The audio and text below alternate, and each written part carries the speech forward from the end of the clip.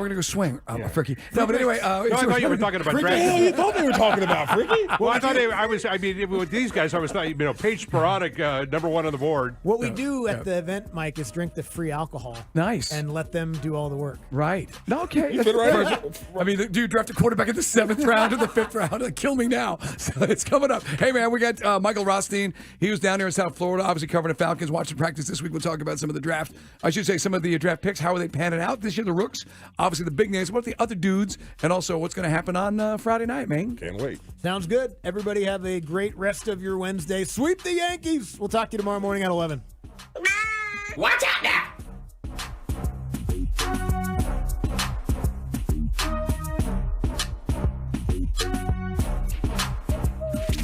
You know how everything seems like a good idea after you've had a few? Yeah, that's this show. Riding in my car, and I'm listening to the radio. It's time for Dukes and Bell. Oh, someone told me it's the Black Beverly Hills. Is that true? Driving in Atlanta just got a whole lot more bearable. Welcome to the party, pal. Hi, everybody. Carl Dukes and Mike Bell. The names that mean goodness. Say my name, you know who I am. Carl Dukes. I drink and I know things. Oh, don't question my authority, thanks. King Kong ain't got on me. Sometimes you just got to call somebody, and I'm not ashamed to say it. And Mike Bell. I'm funny how? I mean, funny like I'm a clown. I amuse you. Won't you guess my name? Bring a pitcher of beer every 7 minutes till somebody passes out. And then bring one every 10 minutes, right? Get ready for the best 5 hours of your life. Fat, drunk, and stupid is no way to go through life, stuff. Don't believe me, just watch. This is Dukes and Bell. You know what? Why don't we start doing the stuff that other guys have done, other radio shows around the country? No. On Sports Radio 92.9, The Game. Atlanta. I guess Elder's okay. Pitching looks good. I'll stop bellyaching about that for at least 48 hours. It is Dukes and Bell. John Fricke's in for Carl. He'll be back tomorrow. Fricke's been holding down the fort, and he's been giving explosive takes all week long. How you doing, brother? I'm doing good. Are you ready to do this again today? Yes, sir. Let's kick ass. Arse, I said. Let's go with a nice big hearty. And Bo, get in on this too. You're part of a team. It takes a village to make a top-rated radio show. We like to start the show with a big hearty. Hey, man. There you go. We only get Bo for 1 hour because he's got to make it down to Truist Park to bartend. So he's like, it's like literally we got him and we pinch hit, Day in. Oh, and now wait, stop, full stop. Right. Now I know why you're taking him to Orlando. Why is that? He's a bartender. Well, so was I. I mean, he just, doesn't have no bearing on that. We're just going to, he's the coolest. Now, I will say this. When LSU and FSU get together, that's a hell of a party because I went to the one in New Orleans last year. It's two fan bases that have wives and girlfriends that never depreciate. Mm-hmm. They've also got, obviously, a liquor tolerance, which is second only to maybe Longshoreman. I mean, it's a recipe for shenanigans. It's good-natured fun. And also Bobby Hebert couldn't make it because he's got to do a show in a casino up in New Orleans that weekend. Wait, is there one fan base in particular that you think where the depreciation is less than anywhere else? I would think Ole Miss, LSU, like take your any Georgia fan. I would say Georgia. I think any SEC school. I would say that Florida women aren't as attractive as other schools in the SEC. Well, you never been to Penn State, have you? Well, yeah. Penn State. It's the old joke, John. You go to a strip club in Happy Valley, they strip out of a park into a sweater. I will say, what's underrated? Arizona State. Oh, dude. Before we get to the shenanigans and talk about the Braves, when I was a kid, Carl's heard this. So this is always fun because Carl's heard my story 7,000 times, but you haven't. When I was a kid, my dad had to go to Phoenix to pick up some guy. They were extraditing back to New York on some homicide or something. And so my dad was working the case. So he takes me into Phoenix, and it basically gives me like $50. And he says, go to the mall in Tempe. And I got to go. He'll be downtown in Phoenix with a popo. And so I'm literally down there. I'd never seen so many blondes. I'm like 12 years old. My mind was blown.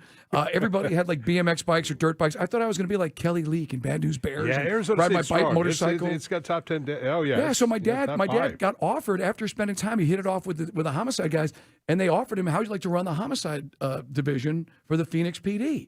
And I was like, "Wow." Be like Clint Eastwood in the Gauntlet. This would be awesome. And so the old man kicked it around for about a minute. And, some great players came through Arizona State. It's an amazing school, and it's pretty easy to get into and out of. Mm-hmm. So I was thinking this would be great. Like Havasu, Scottsdale, the whole thing. And the old man's like, nah, I'm going to stay in New York. I'm like, son of a, he's like, wop, wop. So, yeah, it was buzzkill. I was the only kid in America who was disappointed his parents got back together when they were separated. A lot more fun with my dad, one-on-one, if I'm honest. Cheaper than therapy to tell the listeners. I'm just Chris has heard the story. Parents were separated. The old man and I living together, running amok. It was basically like being Peter Pan. You had no rules. Kind of why I am the way I am today. I was going to say. Doesn't take a real. You resemble that remark. You don't really need an analyst to figure this one out. How impressed are you with Elder? Are we out of the woods with the pitching, or is it just we're beating up on lousy baseball teams? Because we're having the call today, all right? So there's a call at 11 a.m. And Turtle's saying to us, they're doing all these numbers, and I'll give you a couple of them in a moment. But it's against the Mets and the Yankees, and they both suck, and so it doesn't really count. And I'm like, well, I don't know about that. The Braves had struggled. Wasn't it this year that we were talking about how the Braves couldn't beat the Oakland AA and they struggled against the Kansas City Royals and it was we got the good teams. You bring the lumber, we got it. We just kind of fade on the other ones. And so to go 5-1 in these 6 games to outscore them 56-13. You get. By the way, Mark Bowman and Kevin McAlpin are out there doing some great work with numbers. Here's one. This was last night the first time the Braves have had a 1-hit, 9-inning shutout since Julio Teheran in 2016. How about that? Also, over these 6 games against the Mets, and the Skankies, the rotation's ERA is 1.98. That's fantastic. Elder was over 8. He's got the ERA down now. Obviously, he's been struggling. 4 of his last 6 starts, he had given up 5 earned runs or more. And like last night, I'm in a good mood today. It's a beautiful day. The weather's cooled off a little bit. It just felt beautiful today. So I'm not going to argue with Braves fans. But I had guys last night, and as soon as the game was wrapping up, oh, are you still mad about it? I'm not mad about anything. And I'm not rooting against anybody. I just wanted the Braves to stack the deck at the trade deadline. And hopefully Elder is out of the woods. And hopefully it's great. And the guy goes, a one-hitter. I go, and I don't want to sound like Mr. Semantics, John. I go, no. A one-hitter is when you pitch the whole game. He threw 1 hits through 7 innings, and that's awesome. But I mean, yeah, and let's hope he's good. It's exciting times. You're smoking the Mets, you're smoking the Yankees.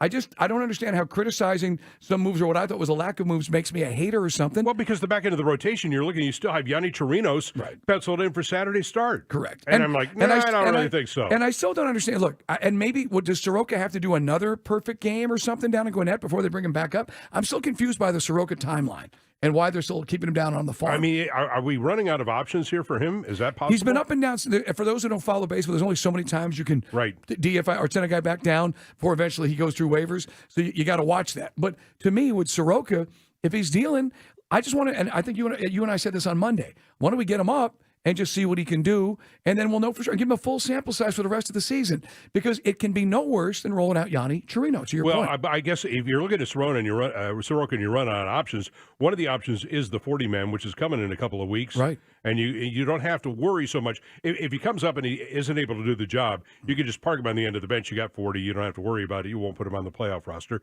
End of story. You don't have to option him back. And at that point, you could just throw on the side. But, the whole point of this is that you're building your rotation for the playoffs right now. And I think we're at a point with Max Fried and Spencer Strider and hopefully Bryce Elder that we're okay with those 3. Now, Charlie Morton's going to fill his role. But, I really need to find that next guy, too, because if any of those guys get injured, any of those guys falter, you have to have somebody who can step right in because, as you said, when you go into the playoffs with 2.5 starters, you're in a world of hurt because you're going to overwork those guys.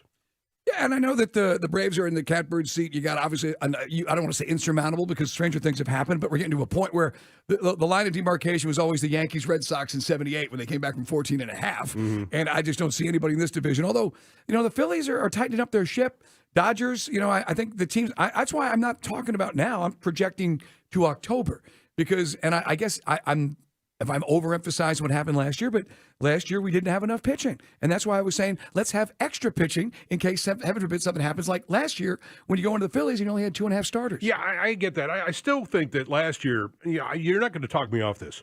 I think what happened last year is the Phillies caught a heater, right? And they continue on through the playoffs in the opening round. This was the first time you had to stop down. I think that 5-day stop down killed the Braves.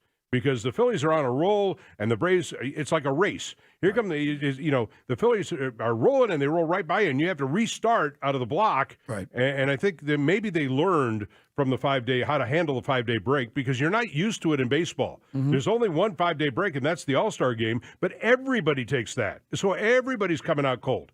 So when you take that 5-day break and somebody else is coming up behind that wild card winner, and they're zipping past you, you got to catch them. So I wonder how much that had to do with it, really, in terms of because it was the first time ever, Right. with the expanded playoffs. Catching, and I know you just pointed out expending energy to catch the Mets, Right. But that's all I'm saying, and I'm not going to try to explain it if guys aren't catching my drift.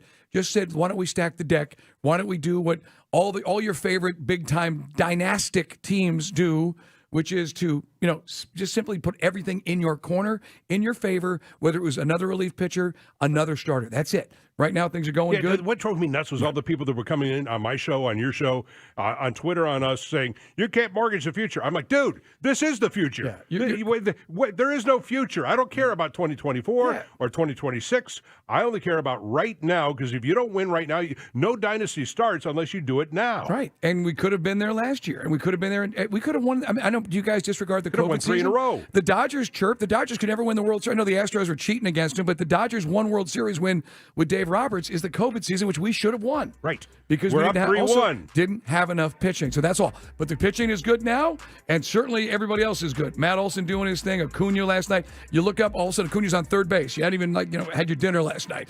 We'll come back. We got lots to dive into. Much more on college football. Connor Riley's going to join us at 4. Talk about the Dogs.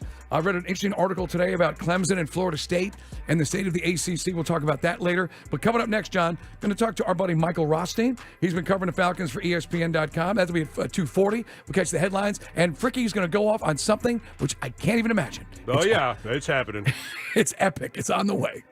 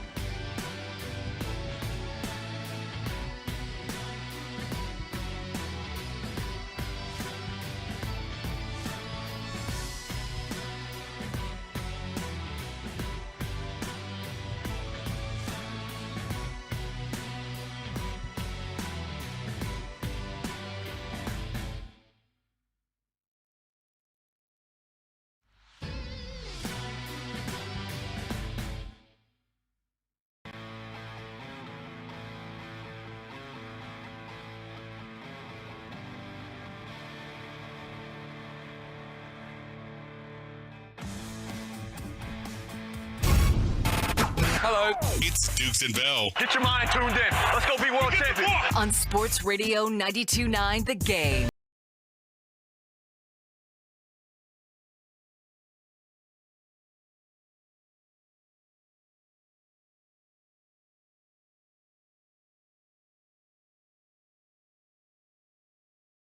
My brother plays a bass, and he got to play a song with Blue Oyster Cult. Nice. That's awesome. I was waiting for the bridge to kick in. Hey, man, it is our man, John Freaky. He's so antsy. He just can't wait to get in on it. With Carl off, he'll be back tomorrow. He's up there. As many parents are dropping off the kids at college. So appreciate everybody. And by the way, speaking of kids, we were talking yesterday about the Falcons, and are you interested? I put a poll question up, and it was almost like 2-1. Sorry, it's Friday night. It's a combination of things. They don't like exhibition football, because that's what this is, and it's also Friday Night Lights. Matter of fact, some huge high school games tonight as part of the Corky Kell. You got we're carrying it tonight, right? We've got Parkview at Kell, which is pretty cool. So there's some big matchups. So Friday Night Lights is huge, obviously, in the South. So when we were talking about this yesterday, John, I didn't, because I don't have kids, but I support my local high school is East Gwinnett. And that's Coach Smalls and the Indians. But yeah, it's just tough, because I understand if you're parents with kids, you're obviously not going to be going to a Falcons preseason game against the Bengals. Hey, man, you can watch us today on YouTube. Catch John, the facial expressions, the reactions, the passion, also on Twitch. And hang out with us as we now get ready for the headline. Strap in, youngins. Hitting the headlines with Dukes and Bell. It's like a falsetto. Carl can get there, John. I don't have the range. Hey, man, Braves kick butt. We just talked about Bryce Elder. Fantastic job. Is he back on track? Here's Snicker on what he was doing. No, I mean, it's good, but like I say, he's a first-year major league starter, too. So he's pulling, what would I say? Pulling the labels are the... What? Oh, God. I know. I say pulling layers off or whatever, is to become, the major leaguer or whatever. And he's experiencing things he's never experienced before. So, that's all things, like I say, he's had some really good to draw back on or fall on. And so it's going to be new experiences all the time, and which is what matures them and makes them good. Oh, come on. We all been there and done that, haven't we? I mean, and especially as you get a little bit older, you hit that mental block. I mean, you were talking about high schools. When I was in high school in Lithonia, I hit that mental block in high school. To the teacher, sure. I mean, it happens. But, hey, Elder, you have to remind yourself sometimes how young some of these guys on the Atlanta Braves are. They're still young players who have, they're just now third, fourth year guys. We're not talking about guys who've been around, they're not in their 30s. They're still in their 20s. Some of them in their early 20s. And again, he makes the All-Star team, and that's cool that the Phillies skipper had him in there, because that's his discretion, because Elder was certainly a lot like what Kyle Wright looked like. Just coming out, I was at the last game before the All-Star break down in Tampa, and that's when the little wobble kind of started. And we mentioned, giving up 5 earned runs in 4 of his last 6. But last night, a guy was on fire. And again, he pitches to contact. So as long as the infield is doing its job, a bunch of double plays last night, that's always a key. And the key to the Braves is the long ball. They don't hit home runs. They generally don't win. And I am Ozuna from the Braves. Marcell Ozuna hoping to keep that funk extended. Marcell puts a good swing on this to center. And it's 3-0 Atlanta. Yeah, man. And I got to be honest with you. I was trying to find the Bally broadcast. I got blacked out. I got the game on TBS last night. So I got Brian Anderson, the Brewers guy, who's considered one of the best play-by-play guys. But I just always seem like he's disinterested in Atlanta. Wait, what's wrong with your Bally's app? I don't know. I last night on TV, I don't use apps, John. I'm just too lazy. First of all, I had the Apple thing to watch Messi last night. I had that going on at the same time too. But no, last night I got the TBS broadcast. So it was Brian and Ron Darling. So that was going on. And if you remember the NLCS in 2021, and I don't want to sound like a homer, but man, it just felt like Anderson had some money on the Dodgers. It just seemed like every other thing. Hey, more play-by-play. Here is Acuna, and doing what he does best. Slid on my milk duds, which was in my back pocket. Acuna to center field. Does this have enough? At the wall. Gone. Right over the 400 side. A 3-run homer for Ozuna. Now a 2-run homer for Acuna, and it's 5-0 Atlanta. Ozuna, Acuna, Matata, as that's all you needed. I'm trying to figure this out. I mean, what are they going to do with Vaughn Grissom now that they brought him up? You're starting Lopez again tonight, but is Grissom going to play second? I mean, Arcia is your shortstop. You're not taking him out to put Vaughn Grissom in. No. He's there. It's simply a platoon, and at some point, I think Snit will see a matchup where he thinks Vaughn's got the better angle at the plate, and that's what he'll go with. But it's 10 days right now for Ozzie Albies, so I don't read too much into it. I know Braves fans were petrified they were going to trade him at the trade deadline. That did not occur, and he is going to be he's going to be in the field somewhere because this guy's raking. If he comes into spring training doing the same thing next year, then you start talking about left field, which we talked about last year. Unless Arcia, you feel you can, if Vaughn is better than Arcia, although Arcia, since you gave him the contract, John, he's been magnificent this season. Yeah, I look at Orlando Arcia, think he's our starting shortstop for a number of years now. I mean, 3, 4, 5 more years. All right, so yesterday the Braves did something. They, my brother sends me a text and says, when do we start talking about magic numbers? And I said, we are a long way. We're still at least probably 3 weeks away from even looking at magic numbers. But yesterday they did something. They eliminated, now this is silly, I understand, but just follow me on this. They eliminated the Oakland A's from the race for the number one spot in baseball. Okay, they eliminated the Oakland A's. Now, A's are 33 and 87, but you start, there's one, and you start chopping that tree down one by one by one by one by one, and in about 3 weeks, I think we'll start talking about magic numbers. Yeah, I know that this team is going to, just hopefully just get in there, and then it becomes how do you manage your pitchers? Do you give your pitchers a day off? Do you start to manage the innings of Elder? Do you especially start to manage the innings of Charlie Morton and Strider, for that matter? And then do you do that without messing up your chemistry? Because one of the hardest things, I think, for a major league manager is how to get into that rhythm so you're rolling in to the pennant race, right? I mean, into the pennant race and then into the playoffs itself. And sometimes you overthink it. Sometimes, because you're going to have a rest and rust thing going on here with this team. Because, with 5 days off and with the, with the league being what it is, you're going to be able to give these guys a lot of downtime here, especially in the final couple of weeks of the season once you do clinch. And the question becomes, how ready are they if all of a sudden you got, Max Fried has started once in the last 13 days or something. So some Yankee fans last night belly aching about them pitching around Aaron Judge. Well, talk to Barry Bonds, okay? They did that his entire career the last 5 or 6 years. Granted, he was up a hat size, but he had like maybe 1 or 2 pitches to see all night. Hey, man, let's move on to the Falcons, guys, as we give you the headlines, your top 3. It's brought to you, by the way, by ATL Live Well. Low testosterone does not have to keep you down. Call ATL Live Well today. Don't just live well. All right, man, we talked a lot about Grady and this rotation now in defensive line. One of the things we hadn't really touched on, you got so many dudes, maybe there's a way to keep Grady fresh for what you think and I will be a drive potentially to the playoffs. Here's Arthur Smith on that. It depends on what scheme you want to run. If it's depends on your rush plan, there's so many different front combinations that people play, the third down. You didn't go back to the history of the league and just look at it, and a lot of it, and I'll just say it because I got a biased opinion, and I'm working with Dick LeBeau and some of the stuff that people started doing with the fire zones, and now you're getting all these hybrid looking fronts, and a lot of logistics that go on third down. I think that's what you see with young offensive linemen, young quarterbacks. It's the biggest difference. It's kind of that chess match on those critical downs. So when you've got more personnel packages you can use, it certainly helps every player, especially up front, trying to get matchups. And that's the game, is there are certain guys that you say, hey, your whole protection scheme we got to focus on this guy. So if we don't, then it'll be a long day. We've got a lot of people they got to account for. That certainly helps you. I had one person respond to me on Twitter when we were talking yesterday.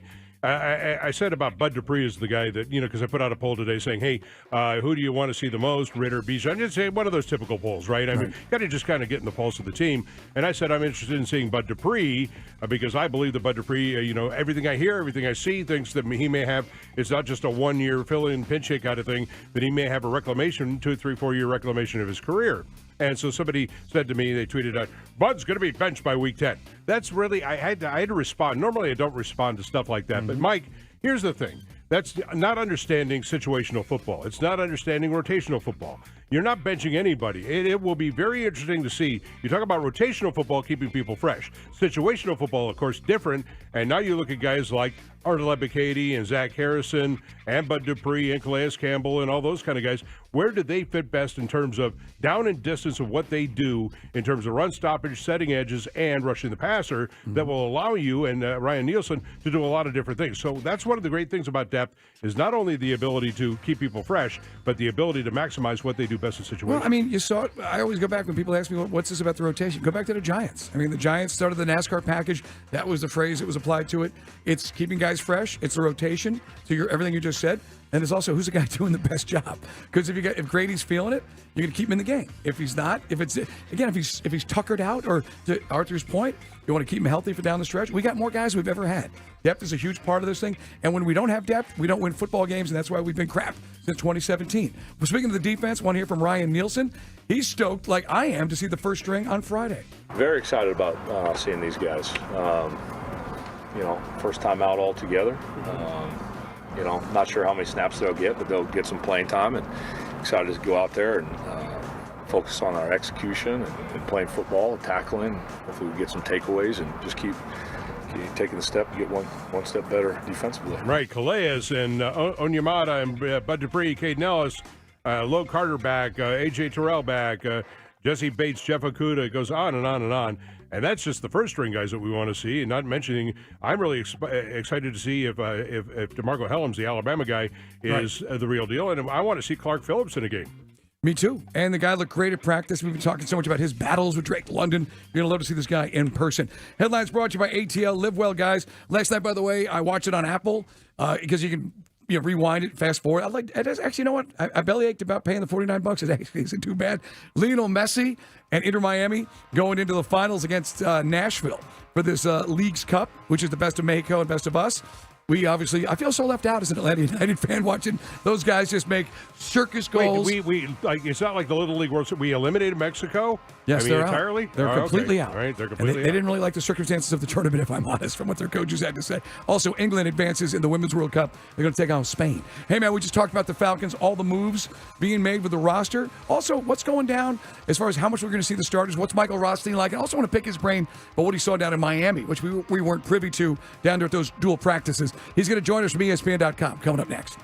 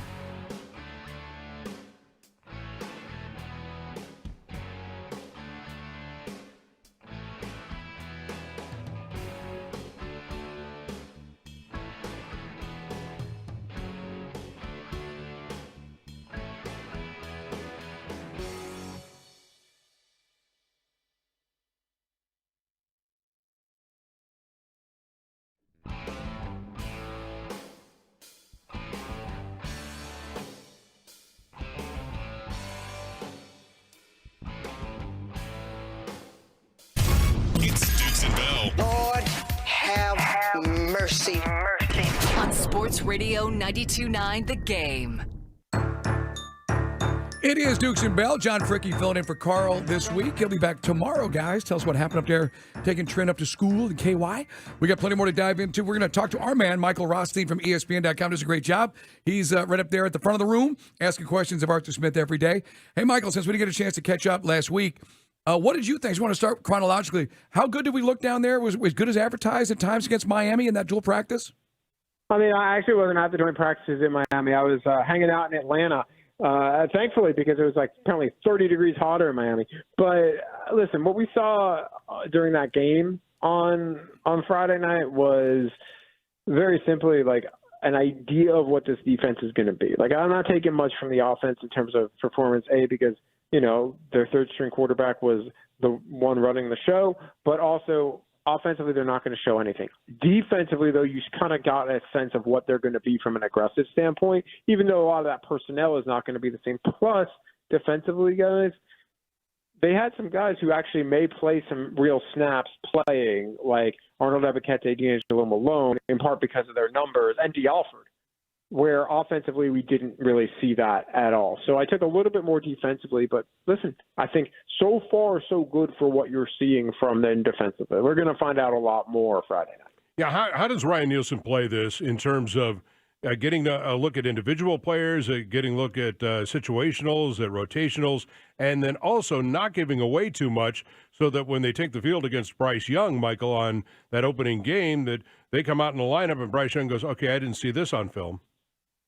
Well, yeah, every team's going to do something similar, which is kind of run their base, maybe possibly run an exotic here or there just if there's something they want to test, or could put something out there because they know they want to fool Bryce Young in week one, so they're going to run one thing that they know they're not going to run in week one. Like, there's some gamesmanship there that could happen. I would not anticipate a ton in terms of what they do that would be out there that would be kind of game plan specific to anything. They're going to run this pretty straight because they want to kind of get the starters' feet wet. They want to get a sense, like you said, of rotations. Calais Campbell talked today, and he actually described how they're going to rotate the defensive line, not only Friday necessarily, but in general this season, almost like the way he was describing it, I asked him, was like kind of like hockey lines. And he said, yeah, kind of like hockey lines, because if you remember, Calais Campbell had said he wants to play about 60% of the snaps. And then today I was like, well, with what you've seen, is that number dropped? And he's like, actually, it'd probably be a little bit more around 50. But then if you take certain situations into play, it might be a little bit closer to 60%. So that should tell you how much confidence Calais Campbell has in their defensive front right now. I just don't think we're going to see a ton where it's like, oh, wow, we're going to be able to tell this out of their defense. No, we'll know that like by week 3 or week 4. By the time they go to London, we'll have a really good sense of what this team is going to be. Michael Rothstein, ESPN, covers the Falcons on Dukes and Bell with John Fricke today for Carl, with Mike Bell as well. I want to stay on the defense for another question because you're talking about it right now. We know that Dean Pease did a fabulous job with limited talent, and one of the reasons that we were all kind of barking about, 21 sacks last year, about the fact that he blitz, but he couldn't really blitz because he didn't have the back-end talent to support a blitz because he was going to, open himself up to getting beat downfield here. Is this team going to be more aggressive in the blitz package, or is Ryan Nielsen, do you think, Michael, if you have to guess, going to be, hey, let's line them up, we got the guys to just win one-on-one battles? Might be a little bit of both. It kind of remains to be seen. At this point, here's the thing with Dean Pease the last 2 years, right? Not only did they not necessarily have the back-end talent, and the back-end talent they had was young, I would argue, other than Grady Jarrett, they didn't necessarily have the front-end talent either. So if you don't have the guys who can get there, and you don't have the secondary that can cover, well, you can't send pressure because you're going to get eaten up all day long, and that happened a lot, as we all saw. Their front end is a lot better. Their back end is a lot better. We'll see what happens at that number 2 corner spot. Jeff Okudah is expected to be back at some point, it sounds like, early in the regular season. Trey Flowers has been all right in his place. D'Alford, I think, is going to be good as their nickel, and then obviously we all know what A.J. Terrell can do. So there's some real talent there defensively now that honestly, just based off of personnel and scheme differential, they should be a lot more aggressive and get to the quarterback more. Now, does that result in sacks or throwaways or pressures and disrupt? Ryan Nielsen talked yesterday and talked about disrupted passes, and that's something that they care about. What that looks like in terms of numbers, that I think remains to be seen. But I would anticipate this is going to be a much more aggressive and, frankly, probably much more productive unit than anything we've seen under Arthur Smith so far. Right on. Michael Rossi from ESPN with us here on the waitfor.com hotline. Yeah, that's what we want to see. I mean, watching it, albeit a preseason game with the backups, turnovers and sacks. That's foreign territory for a lot of Falcon fans. What about the offensive line? Great job by Ryan Nuzeel. I know that they've played kind of lip service, Michael, with the depth chart to the guys that have been here longer, but there's no way Matthew Bergeron isn't starting week 1 at left guard, is there? Listen, as every day goes by that Matt Hennessy does not come back, more and more it looks like Matthew Bergeron's going to be that guy. Now, let's see if Matt Hennessy pops back next week and how they handle that. But every indication I've seen is that it's going to be Matthew Bergeron. Now, we'll see we haven't seen him in a preseason game. Let's see how he looks Friday night. But they're building chemistry here. He's got a good test in front of him every day when you're talking about David Oni. So, wow, sorry. It's training camp. That's how you know that a short guy. I can't pronounce names. Right. Brady Jarrett, David Onimiyata. Wow, I butchered that. I apologize. Calais Campbell. Like, the fact that he has to go against some of these guys every day in practice, that really is accelerating his progress and accelerating his development. And that was something that wasn't necessarily happening as much while Hennessy was around. And that could be you never want to see a guy get hurt, but that could be a good byproduct for Matthew Bergeron. At this point, if you ask me who I think will start week 1 at left guard, I think it will be Matthew Bergeron. But again, I want to see if Matt Hennessy is able to get back and what that looks like before, and frankly, what Bergeron looks like Friday night, before I would say, you know what, I feel really, really, really like 99.9% on that. If you ask me a percentage, I would say probably like 80. Okay. Right now. All right, I want to go to the running backs here. How long before CP84 do you think there's a chance he's ready for the Carolina game? And if not, how much time do you give to Igwe and to Washington to kind of fight out for that number 3 spot if you're going to carry 3 into the opener? Well, listen, they're going to have to carry 3 into the open. Or let me rephrase that. I would imagine they'll have 3 up in the opener. I can't see them doing that, especially how they're going to use Bijan. Sorry, it's Bijan, by the way. Bijan Robinson. There was a whole conversation about this with him the other day. Yeah, he says Bijan. I call him Bijan. I'm not stopping with the whole Bijan. He's Bijan. I'm just saying. This is the whole thing. But to answer your question about Cordero Patterson, Arthur Smith was asked about him because we haven't seen him all week, and he has a soft tissue injury. He had said, hey, ask after the Pittsburgh game, which basically says he's not playing at all in the preseason, which should be expected at this point. But I think we'll have a better handle on that sooner rather than later in terms of, a week or so from now, give or take, of where Cordero Patterson is in that. They need him out there. At the very least, as a kick returner and as some running back depth and as another player that they can be very multiple with. But to answer your question, yeah, to me, Godwin Igwebuike, and I got that one right. I could say other names, so I got that one.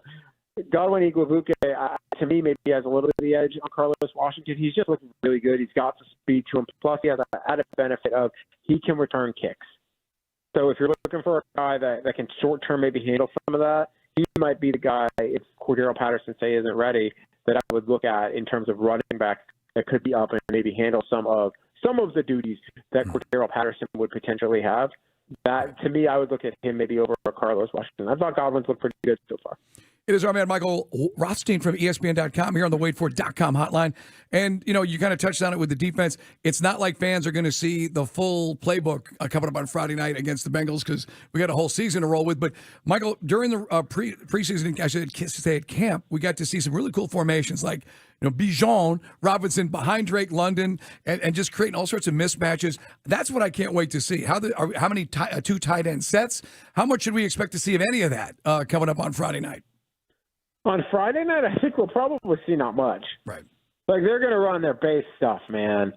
Like Bell, they're just going to run their base stuff, as they should. Why give anything away? Right. You know what you're working on. You know what your possibility is. And after week 1 and week 2, a lot of that surprise element goes out the window, except for maybe a play here or a play there.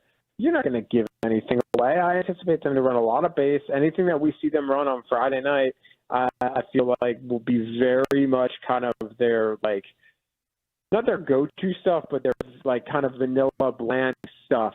Right. As expected. I mean, everything that the players have said, everything that the coaching staff has said, and that's what publicly and then conversations I've had, is that they're going to work to get reps, work to get guys involved, work to get feet wet. You heard Desmond Ritter talking that he wouldn't mind actually getting hit once or twice just because that helps get him in the flow of things.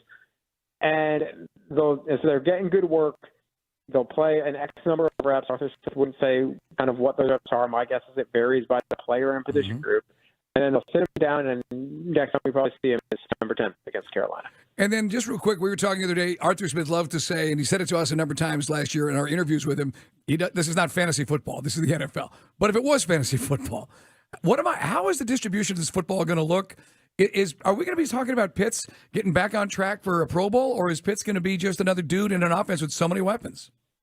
That's a great question, and it may go week to week. And fantasy football people might get really, really annoyed by that.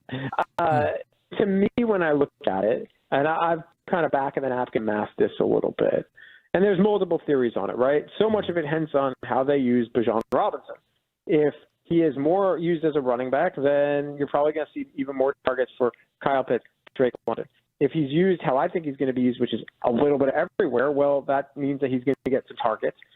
To me, when you're looking at the receiving game, if you see, Pitts and London both getting, around 150, 160, so let's just for argument's sake say they throw the ball between 500 and 550 times, right? Let's just for argument's sake say that. They do that. You got 150 each, give or take, back of the napkin here, to London and a Pitts, and you get like 100 to Robinson, and then everybody else kind of gets theirs from there. And that's obviously talking about being healthy over 17 games. That's probably what you're looking at. Then I think carries, I anticipate still Tyler Algier, and I think I might be in the minority in believing this, but I believe Tyler Algier will out-carry Bijan Robinson because of how they're going to use Bijan Robinson, where it's like he'll out-touch Algier, but from a carry perspective, Tyler Algier, people are forgetting he was a 1,000-yard back as a rookie last year. It's not like he was bad. He was quite good, and they're going to continue to find ways to use him as well. Good stuff, Michael Rossi. Read him at ESPN.com. Follow him on Twitter as well, and we'll talk to you down the road, brother, or hear him on at night. He's all over the place, man. Good job. We got plenty more to dive into. I appreciate it, guys. Anytime. Thanks, Michael. We got some NFL blitz, including what did we see last night on Hard Knocks, which, John, may bode well for the Falcons in Week 1. We'll explain all that coming up. It's Fricky in for Carl. Don't forget, you can watch us, guys. We're on Twitch, YouTube. Just be hitting 92.9 and Dukes and Bell and check us out in color.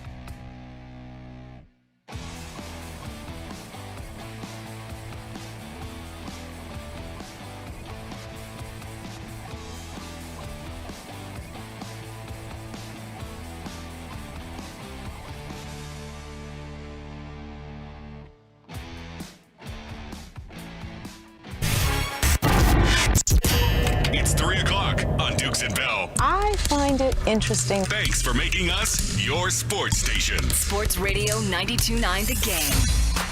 Yeah, buddy. Hope everybody's having a good day. Today was a nice cooler start. I know, mentioned it earlier. Just got up this morning, felt great. The dog, actually, I got to be honest, it was not as hot. That didn't keep the dog from jumping in the lake today, chasing the ducks. Then you got to give him a bath, and then I got the leash in one hand, I got the garden hose. We keep the shampoo outdoors now, John, like every other day. The Rascal. I should change his name to Rascal. It's more apropos. People say you give your dog a one-syllable name. Technically, it's Ike. No, because he's always doing stupid stuff. But that was my start to my day. Coming in today, Fricky's in for Carl. We got plenty to dive into. Did watch Hard Knocks last night, and I can tell you this before we get to the Blitz. If it's a small sample size, but I got to be honest with you. They got some work to do with their offensive line. Everybody's got obviously 3 more or 4 more weeks, depending on how the schedule falls, to get it together. But if you watch Bryce Young, he was literally running for his life against the Jets. You might have seen it already if you watched NFL Network, but you see it on Hard Knocks, kind of interesting. They were just getting after it. It'd be really interesting to see that when we talked to Michael Rothstein about that, about whether, Ryan Nielsen's not going to show a whole lot here, but does he believe that he has the horses, and he may, by the way. Right. He didn't last year, but he may have the horses this year, that he could just beat the offensive line of the Carolina Panthers one-on-one, and man up, whip a man, and kind of thing, and he doesn't have to do a whole lot of blitzing. Because that's my hope, because if they can do that, then they don't have to. They can hold a lot of packages for week 2 when you take on Green Bay. Right. And again, if you go back to our most successful years, 16 and 17, Quinn didn't really like to blitz that much, or whoever's Quinn's defensive coordinator was, Marquand Manuel. By the way, he's on the Jets staff. Thought he did a great job here. And for some reason, I don't know what he did or who he ticked off, but something happened in that career, because I thought he did a really nice job as DC here, at least for a short sample size. But Quinn, to your point.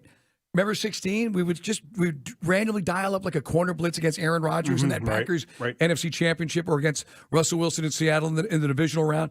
It's just now you've got the guys you believe that can get there without the blitz. And if you do blitz, to your point earlier in the conversation with Michael Rothstein, you got a defensive secondary that can hold it down. And that's something we haven't had since 17. I mean, we had some, we talked about, Trufant, and was I happy with the contract extension? Not necessarily, but he and Alford, you could have done a lot worse at that time. Just real quick, before we get to the Blitz, we were talking about Kyle Pitts. I was asking a question about his usage rate this year. Well, I don't play fantasy football, and of course now Bo is gone. He's off to his other job out at Truist, and Dede is in the hot seat here being technical director and all. I don't play fantasy football, and the reason I don't play fantasy football is because I cannot legitimately play the game and knowing that I take one team totally in the NFL, totally out of the equation, that I refuse to use anybody from. Okay? Right. And so that handicaps me from the jump by saying that I patently refuse to put a swapper on my team. And so, but I do. I mean, I'm not about to root for somebody to do something with that team. I'm not. And so that I say I can't play. And so, but I'm wondering here, because I saw the fantasy show yesterday that NFL Network was doing, and they had the running backs ranked, and they have Bijan ranked 3rd, and they did the top 50, and Tyler Algier came in at number 50, and I thought, man, I'd be inclined if I were a fantasy guy to take Tyler Algier at 50. I mean, just because you could park him on your bench if for no other reason, if anything happens to Bijan, or maybe he gets a lot of the red zone carries that Bijan doesn't get, and I think you may get some serious value there. I think as you look at spreading the ball around between these teams, I got to think that Kyle Pitts is going to have big plays, but Jonnu Smith is going to turn out to be the guy. Yeah. He's the first down guy. He's the red zone guy. Mm-hmm. He's the guy that moves the chains. We talked to him when he first got signed, and by the way, he's an infectious guy as far as energy. Really good. He's missed some of the camp, by the way, missed a couple of those days. We were out there, but he's a dude in the 2 tight end set, to your point. He could be a red zone machine. And that is a great point. I mean, Algier could be like a poor man's Leonard Fournette, especially for fantasy owners know about that. I'm with you. It's hard to be, if fantasy for some people, it puts you in a situation to root for a team that's playing your team. But until you really establish the pecking order in this offense, this Falcons offense for fantasy, with the exception of Bijan, is going to be difficult. Drake London is not highly ranked again this year because of the things about the delivery system. Folks that follow football still just don't know what Ritter is yet.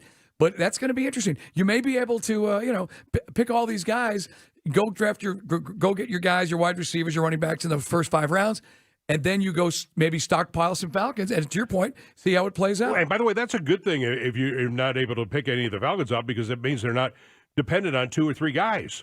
And if 1 or 2 of those guys go down, you got nothing else.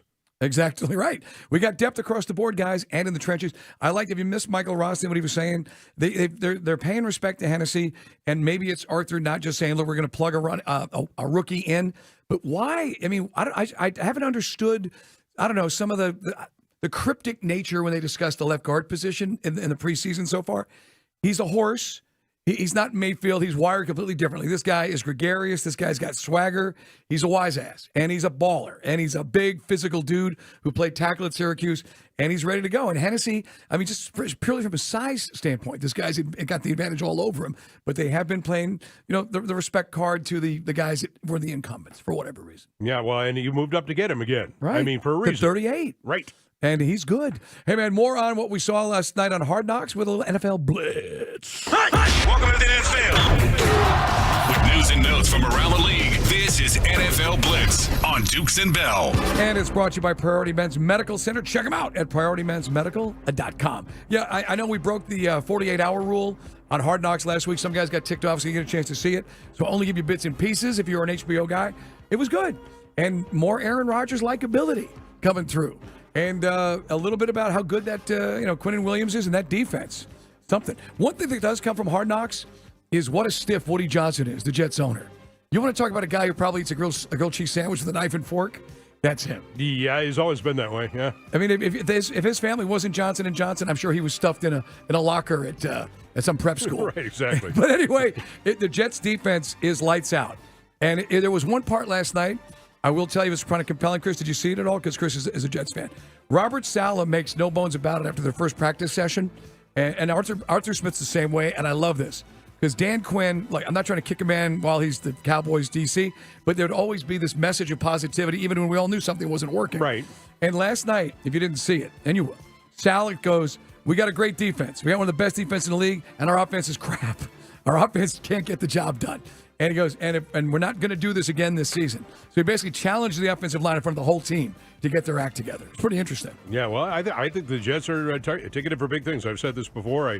If I were in Vegas, I'd probably put some money on them to make the Super Bowl. So, the Jets and the Chargers are the two teams in the AFC that I'm looking to step up here. It was interesting yesterday. We were talking with one of our guests who said, the Bills' window might be closing. It may have already closed. And I said, that's kind of what I'd be worried about that a little bit as a Buffalo fan, because you got other teams on the come right now, and you get the windows are short here, okay? Right. Now, you could have a Pat Mahomes, but Josh Allen is not Pat Mahomes. He's just not. Well, here's the deal. He did wobble last year. Remember the end of the year there was some moments where, remember that Minnesota game, that crazy fumble inside their own 10?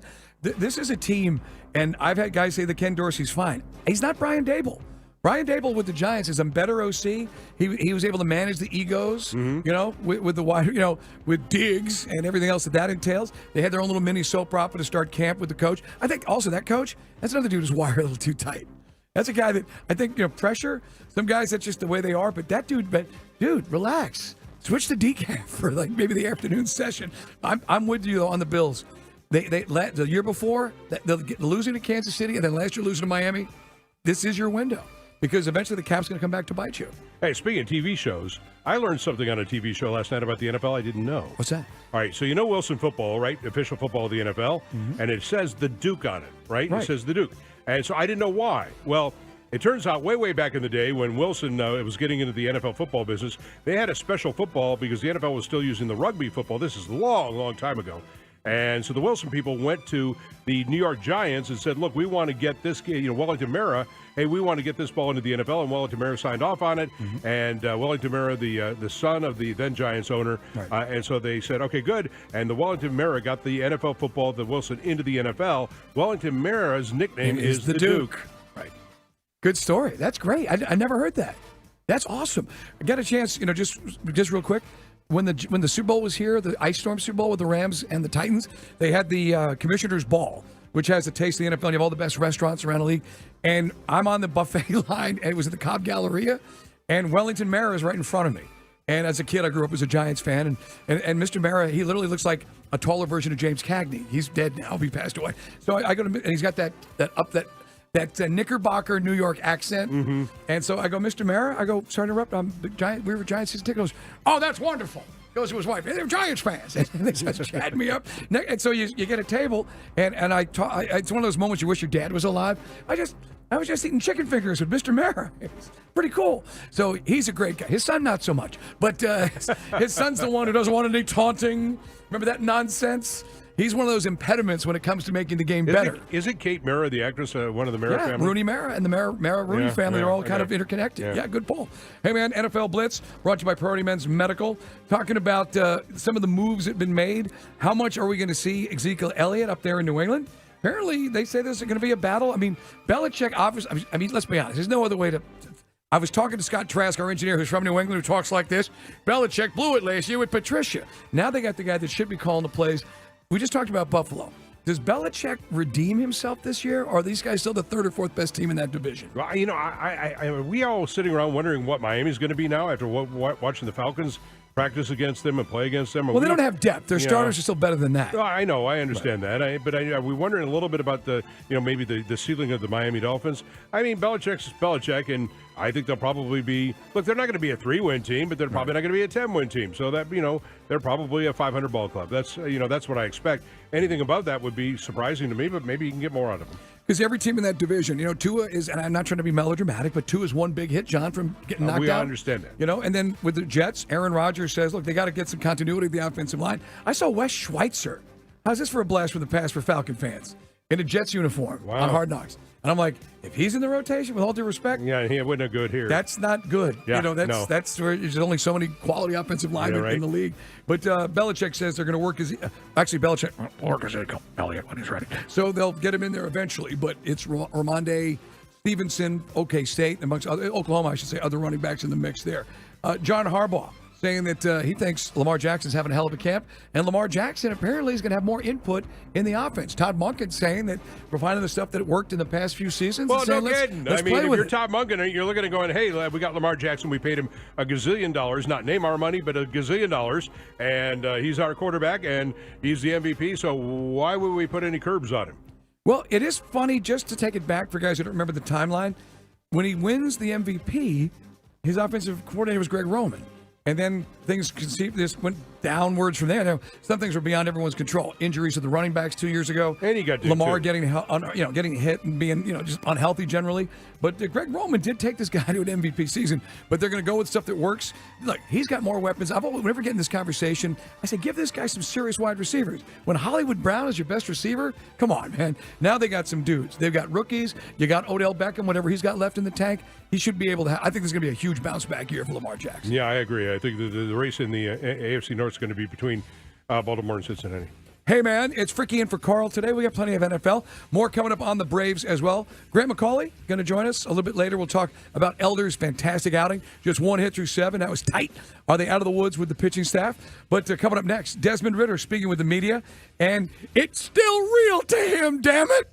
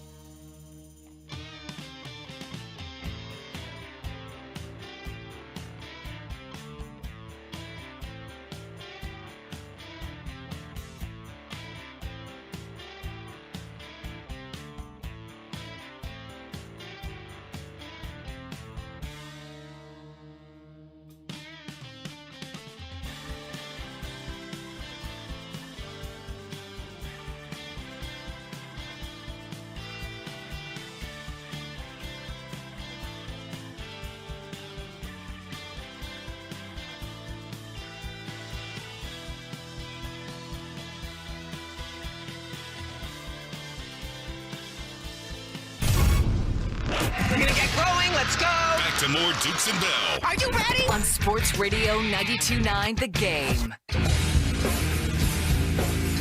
Yeah, boy. It is a Tuesday here at Paradise. Fricky is in for Carl Dukes. Follow him at John Fricky with an E. I'm Mike Bell, ATL. Provided another piece of consumer news, or I guess public safety message today, John. I did one of my Mike Bell patented Atlanta traffic weed updates, where somebody was blazing away, in this case, in my own neighborhood, basically. Really? Exit 56, yeah. Guy had a brand new Escalade. Just fine. No, so much for that new car smell. Not going to be there very long. He'll have to use what we were talking about yesterday during Guy Talk. Ozium. What's it called? Ozium. Oh, real quick, Dave, have you ever heard of Ozium? No, I hadn't. Yeah, John is dropping it. He's dropping knowledge. You guys, I mean. Yeah, and for kids, now again, it's a gateway drug. You kids stay away from that stuff. But if you are going to smoke and indulge in your parents' house, this apparently dissipates the aroma of the marijuana. Yeah, except it smells like Ozium, and everybody knows that you're trying to dissipate the smell of marijuana. I've never heard of Ozium. This is all new to me. I just thought it was Lysol. You light a match, like you do with other Ozium's things like in the bathroom. 10,000 times more powerful than Lysol. Right. So again, John, is he spitting wisdom? I did not know that the Duke was named after Wellington Mara, the football. You'll learn something every every now and then. Great. Us old guys sitting on the porch, we actually have a little bit of wisdom, a little bit of knowledge. Right? Hey, man, good stuff. We were talking earlier with Michael Rothstein from ESPN.com. If you missed it, we'll play it again in the 6 o'clock hour, talking about what are we going to see. Not going to see the full playbook. That's stupid. And we're going to have stuff which is going to confound people. But I can tell you, I did see a few things. There's segments of the practice, and Carl and I talked about this last week. There's Falcons practice where the media can't have the cameras. Anybody from Channel 2 or from WAGA, cameras have to turn the other way. You can't see it. There is some really cool stuff in the pipeline, guys. And I probably said too much. But, I did talk about some of the ways when Bijan Robinson is lined up next to Drake London, or even behind him. Tennessee Vols do that stacked formation. I mean, imagine the things you can do in one of the practice. It's just one play. I know I've mentioned it a few times, John, but it just looks so cool. And then Kyle Pitts comes across and he's wide open on a crossing route. And it's that you're creating those mismatches with the secondary. Well, and not only that, you're splitting linebackers. Correct. I mean, and you're opening up the middle of the field. And so, and then, by the way, that also works for quick-hitting running games, too. I mean, you could have a fullback trap, and suddenly that's a 10, 11-yard play because there's nobody in the middle of the field once you break the line of scrimmage. So there are a lot of things you could do off of that kind of a stack. There's little different rotations you can do. I do know this because I was talking about Desmond Ridder the other day, and I know you want to get into Desmond, but I got something here that I want to say about Desmond. I don't know. Look, I could be wrong. I mean, I was married the first time. There was that. But I have a sense, without sitting here and saying something, broad, Mike, like by the end of the year, Desmond Ridder will be the most prolific starting quarterback in the NFC South. I mean, I'm not saying much. Bryce Young's going to have a rookie year. You got Baker, and then Derek Carr was. What's Derek Carr ever really done? I mean, he's not won a playoff game.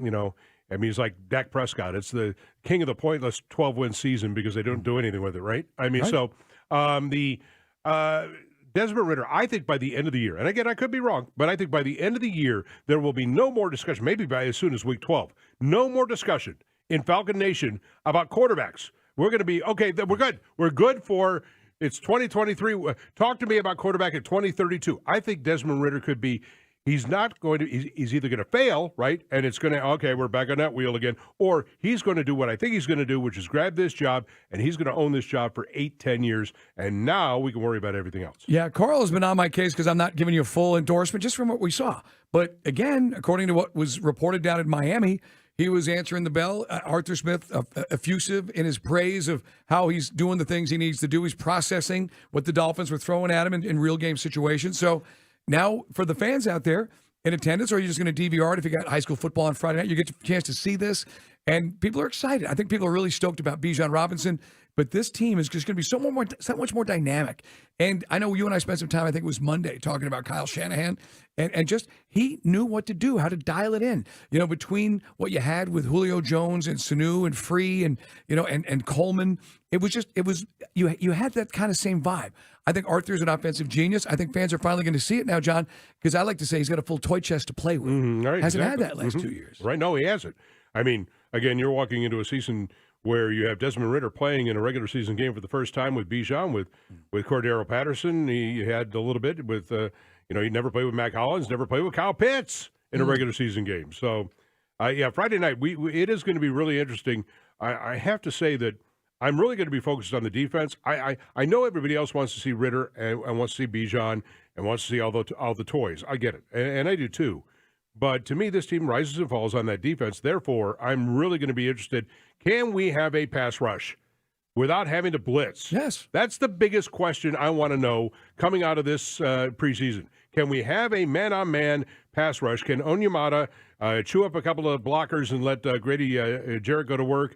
Can Bud Dupree, does he have what I think he's going to have in the tank? Calais Campbell, Arnold Getty, Zach Harrison going to step up and be somebody. D'Angelo Malone. Can we have Caden Ellis? Can we have a pass rush that doesn't just tack McKinley and almost get sacks, but actually almost gets sacks and turns the quarterback into another guy who puts him on his butt, Yeah. No, I think you're going to maybe dial up a blitz if you get some really, let's be honest, some stud offensive lineman that maybe your guy's having a tough matchup with, or your guys can't get by.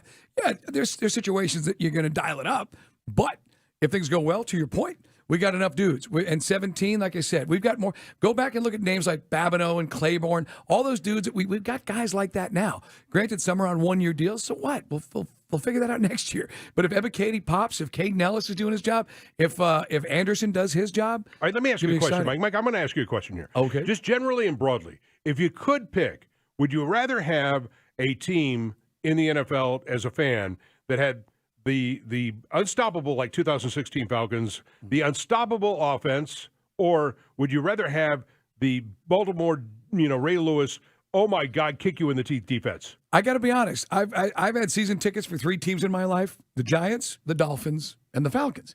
And the Giants was always about defense. It was always, of course. It was Belichick was the LT. DC, right? It was LT and Harry Carsons and Carl Banks and Pepper Rod, all those dudes, man. Strahan. You had dudes, man. Well, that looks straight. But anyway, then you get to Miami, and it was all about Danny Boy.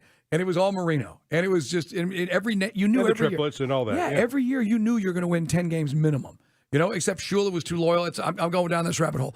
Shula was loyal to his assistants to a fault, and they never played defense, and they never had a good running back for Marino. But I digress. So I've seen the offensive side. I've seen the defensive side. 2016, we beat everybody. We got a 10-point lead.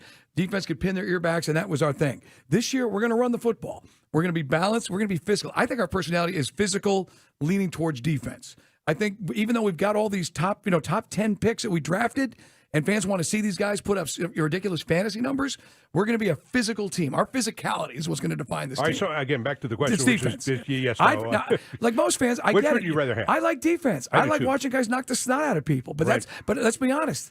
That's not what the NFL fan wants. That's not what the NFL is based on.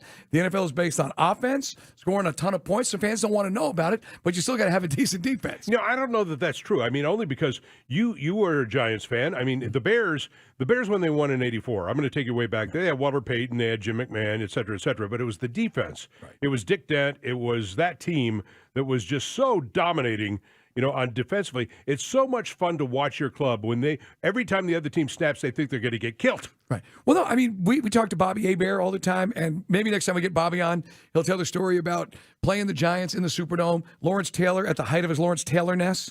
And, Bobby Hebert basically telling one of his linemen, come on, man, you got to pick him up. And the guy literally is crying in the huddle. I just can't. And Lawrence Taylor is literally doing his impression of Forrest Whitaker in Fast Times at Ridgemont High.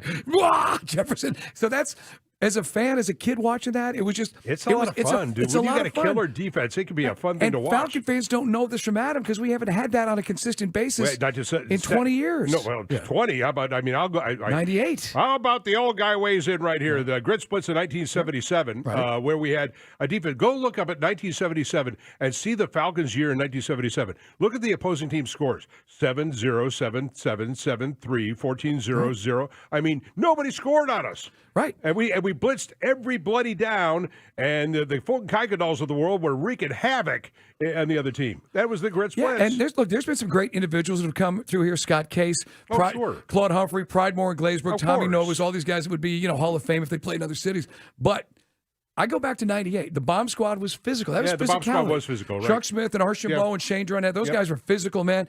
And then you get back, and then we had guys like Rod Coleman and Patrick Kearney. But, and then the Predator, we had Abe, but we got to get John Abraham on again, maybe by the end of the week. Yeah, because Abe was a monster. Yeah, but Abe never had anybody opposite him. I know he did. That's the thing that drives you crazy. Can you imagine the numbers he would have had? And by the way, take a look at Predator. I've said this last time we had him on at the show, and he's a great dude. And he'll be the first to tell you he had his struggles. He's got his life. He's on the rails. He's doing great. Predator, he's got to be in the Hall of Fame. I know he played on some Falcon teams that didn't do much in the playoffs, but this guy was money. Mm-hmm. He did go to an NFC championship. Right. I agree. And the guy was a stud. And look That's at his numbers. That's why I hate the Hall of Fame because, it's like, really, okay, whatever. It's so subjective if you don't have the juice of the big market or the big media coverage. Or, not your fault that the offense couldn't get anything going. Hey, before we break, I want to give you, here's Ritter. We were just talking about Patrick Mahomes earlier in the week was saying, it's cool. We just it's what we do. We go down the rabbit hole. Mahomes talked about needing to get some contact. Some quarterbacks, I know it's tricky for veterans. In this case, here's a guy with 4 games under his belt. Listen to Ritter talking about how juiced he is to play. Obviously, I'd love to get hit once or twice in that game just to, kind of shake some of the rust off. I wouldn't say preseason doesn't matter. For me, every single game, every single snap matters. Like I said before, none of these games or none of these plays are guaranteed.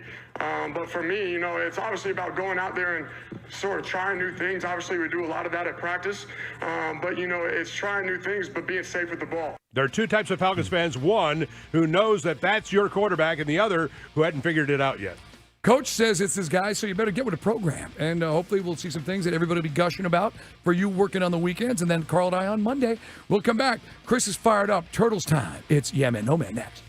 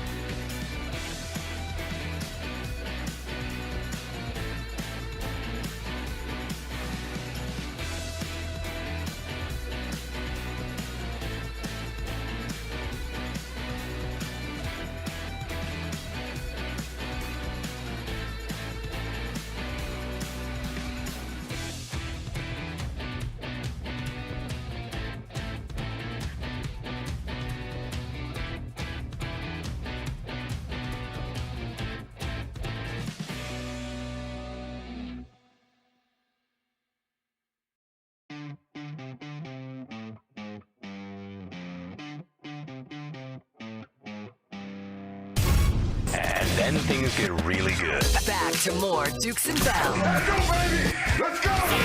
On Sports Radio 92.9 The Game. All right, man. We were talking a lot of Falcons, a lot of NFL. We ran over, and we're cutting into Chris's valuable time. Sorry about that, Chris. This is kind of stuff that, in the old days, like Bo Morgan, now you hear on the morning shift, you'd be like, you can see smoke coming out of his ears as he knows we're supposed to be out at 40. For those following at home, we're supposed to follow the clock. And we follow orders or people die. Thus, it's time now for Yeah Man, No Man. It's time for Yeah Man, No Man. He's the former MVP of his high school football team. Not really. From New Jersey. The Cavs are here. And gives rapid-fire questions. Here's the executive producer of the Dukes and Bell Show, Chris Thomas. All right, Turtle, what you got? Some might argue that a great producer sets up their host for success and doesn't make the segment about them, but I'll save that argument for a different day. Time out. You cannot say things like that. Because you know what? We got 2 or 3 listeners. I call them provocateurs. Mm-hmm. They will now turn and take what you said, go to Squidbilly on Twitter, and he'll be hitting me up, and then it gets inflamed. It's an inflamed situation. You need to de-escalate. You cannot make comments like that because it's a telephone game, and you know it's going to get back. It's not my fault that turning someone who's already a little ornery and having them wake up at 3:30 in the morning to do a morning show has made them maybe even a bit more ornery. Turtle's words, not mine. And now what? I lived that for a while, for a number of years. Well, Fricky knows what I'm talking about. I want to distance myself from Chris's comments. All right, man. What do you got for Okay, Yeah Man, No Man? so he's obviously the GOAT. But he's been a GOAT under fire the past couple of seasons. Okay. Talking about Al Michaels, who a lot of people would argue the greatest play-by-play announcer to ever do it, maybe along the likes of Vince Scully and others, Doc Emmerich and the like. Okay, so he went on the Sports Business Journal podcast and finally addressed what a lot of people have been accusing him of not getting up for regular season games and big matches. A bit laconic at times. Yeah, a bit, soft-spoken, underselling the call. And this was his quote. Look, sometimes I'll take some bleep. People say he didn't get excited enough. Well, what do you want me to do? Scream, holler, yell the game? That ain't me. And good for him because there are announcers and having done, my share of play-by-play in my life who I'll listen to who will scream. And the one that drives me most batty is Brent Musburger because Musburger, it would be the middle of the second quarter of a regular season game between 2 500 teams, and it's 3rd down and 1 at the 47, and there's a handoff that crashes over the right side for a first down, and you would have thought that was the game-winning play in the Super Bowl. It's a first down. I was like, Brett, tone down, well, dude. Carl and I disagree about Gus Johnson, and again, it's all a matter of your personal taste. Some guys I just feel you have an energy, and then you save the over-the-top call for the over-the-top play. And generally maybe you save that for the big pivotal moments in the game, usually in the 3rd or 4th quarter. And Gus just comes out 6 guns of plays, and that's his style. People love it. But I'm an Al Michaels guy because I grew up in an era when play-by-play announcers were 15 times better than what you have today. Now, the guy who you could argue is too low energy at times was Joe Buck. We used to joke around. John's like, all right, 3 strikes, 2 balls, bases loaded. It's a grand slam. They've won the World Series. Well, that was Vince Scully to me. Yeah, Vince Scully would do the same thing. No. And No, you can't compare Joe. No, you can't compare Joe Buck to Vince Scully. No, I'm not comparing Joe Buck to Vince Scully. I'm just saying Vince was like, come on, Vin, get a little excited. Joe sounded like he was on lewds at times. That was a knock on him. But to me, Al Michaels is perfect. And Al Michaels is witty. Al Michaels is a gambler. Al Michaels is intelligent, which more intelligent than most of the average. You get so many hacks. I mean, for every Iron Eagle out there, there's 4 guys that are just they're Sears and Roebuck. I think we're at the lowest ebb right now for play-by-play announcers and TV. Yeah, well, I don't think the bar's been set very high because we're not, they're for 1,000 different reasons. But yes, I would agree. I think this, and partly you have so much more product now that needs and requires play-by-play. That you're hauling in people that I'm like, okay, all right, I'll help you out if you want. Because some of it is really bad. But again, just to double down on our thoughts on this, is Al Michaels, I heard some of the things in the podcast. The games that they got on Amazon were horrible. The worst games of the NFL season were on Amazon on Thursday night, including our game in Carolina. All right, sorry, you're going to get us off on this tangent, and we're going to waste the whole segment. But hold on, but just real quick. He was saying that. What do you want Al Michaels to do? And now the Falcons. No, that's what these cornbread announcers do. It's a meaningless game. It's crap on Thursday night. Both teams aren't going to the playoffs, and you expect Al Michaels to act like he's calling Game 7 of the World Series? Right, exactly. Come on. Yeah, I will say, for as gorgeous as the Apple TV baseball product is, the announcing is equally as poor, which really dims the product for me, because I think visually it's stunning. It might be the best thing going on TV and streaming. And by the way, and that's why I love Brandon Gaudin, the job he's doing with Frenchie and Smoltzy and everybody else. Gets it. Good pop culture, just perfect balance of fun and just good baseball knowledge. Speaking of Brandon Gaudin and Bally, Mike, second day in a row, you've teed me up perfectly. Hello. Last night on the broadcast, they welcomed in admitted New York obnoxious fan and hater of all things non-New York, Spike Lee. And he even had to succumb to the greatness of the Atlanta Braves. And also, I got to give love to the Braves. They're the best team in baseball, so they're kicking our butts. Yep. There's really not much you can say there. And, hey, I mean, let's be honest. I mean, this dude's a Morehouse man, so he does have some tie to the A's. So Right. there you go. There you go, Spike. Yeah, for me, growing up in New York, as you said, Mike, I don't like his antics with the Knicks. I think it brings down their whole general fandom. I think when you have one guy who represents the entire fan base and he's so over the top and so obnoxious and so loud, there's one way to have fun with it, and that's what the Braves do perfectly with Blooper as their mascot. Spike Lee is basically the mascot for the New York Knicks, and in my opinion, he just does it the wrong way. I don't like this shenanigans. I get a kick like with him and Reggie Miller back in the '90s. That was absolute gold to have that super. Now I lived in D.C. Was it Robin Fick? Who was the guy that was the he was the heckler who sat behind the bench, the visitors' bench. Robin Fick. Yeah. He was an attorney in D.C. and I had Bullets tickets for 2 seasons, and that was unbelievable. That's the other end of the spectrum.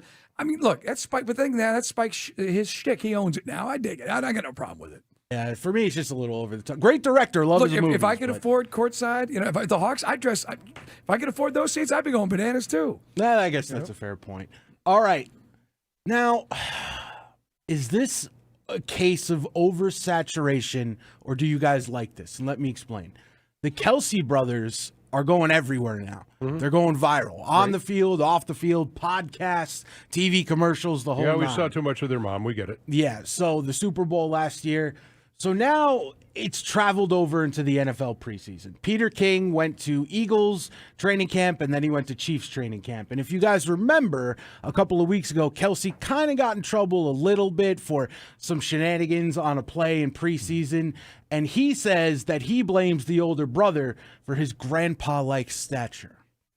I thought it was really interesting. We were in Philadelphia, and we saw your brother, and I said, hey, we're going to go see Travis in Kansas City. You got any messages for him? He says, yeah, tell him to stop following in my footsteps and trying to fight everybody on the team. Yeah, I get that from him. The ornery old man is starting to come out of me. Yeah. The old stubborn man is starting to come out. No, it's just out here, competitive juice is flowing. I'm sure you'll go to every NFL training camp and see a few, skirmishes. Yeah, there you go. Skirmishes. That's Yeah, a great word yeah. for it. It just is what it is. It's football. You'll even see it during the season on the field. Are we over the Kelsey brothers thing? Let's talk about the Acuna brothers. How about? Okay, so that's your way of saying yes. Yeah, I mean, look, here's the thing: though, strike while the iron's hot. Probably, the 15 minutes is creeping up now, and it's oversaturation. But milk it while you can. Look at for Gronk. Gronk's off the radar now. Gronk had his 15.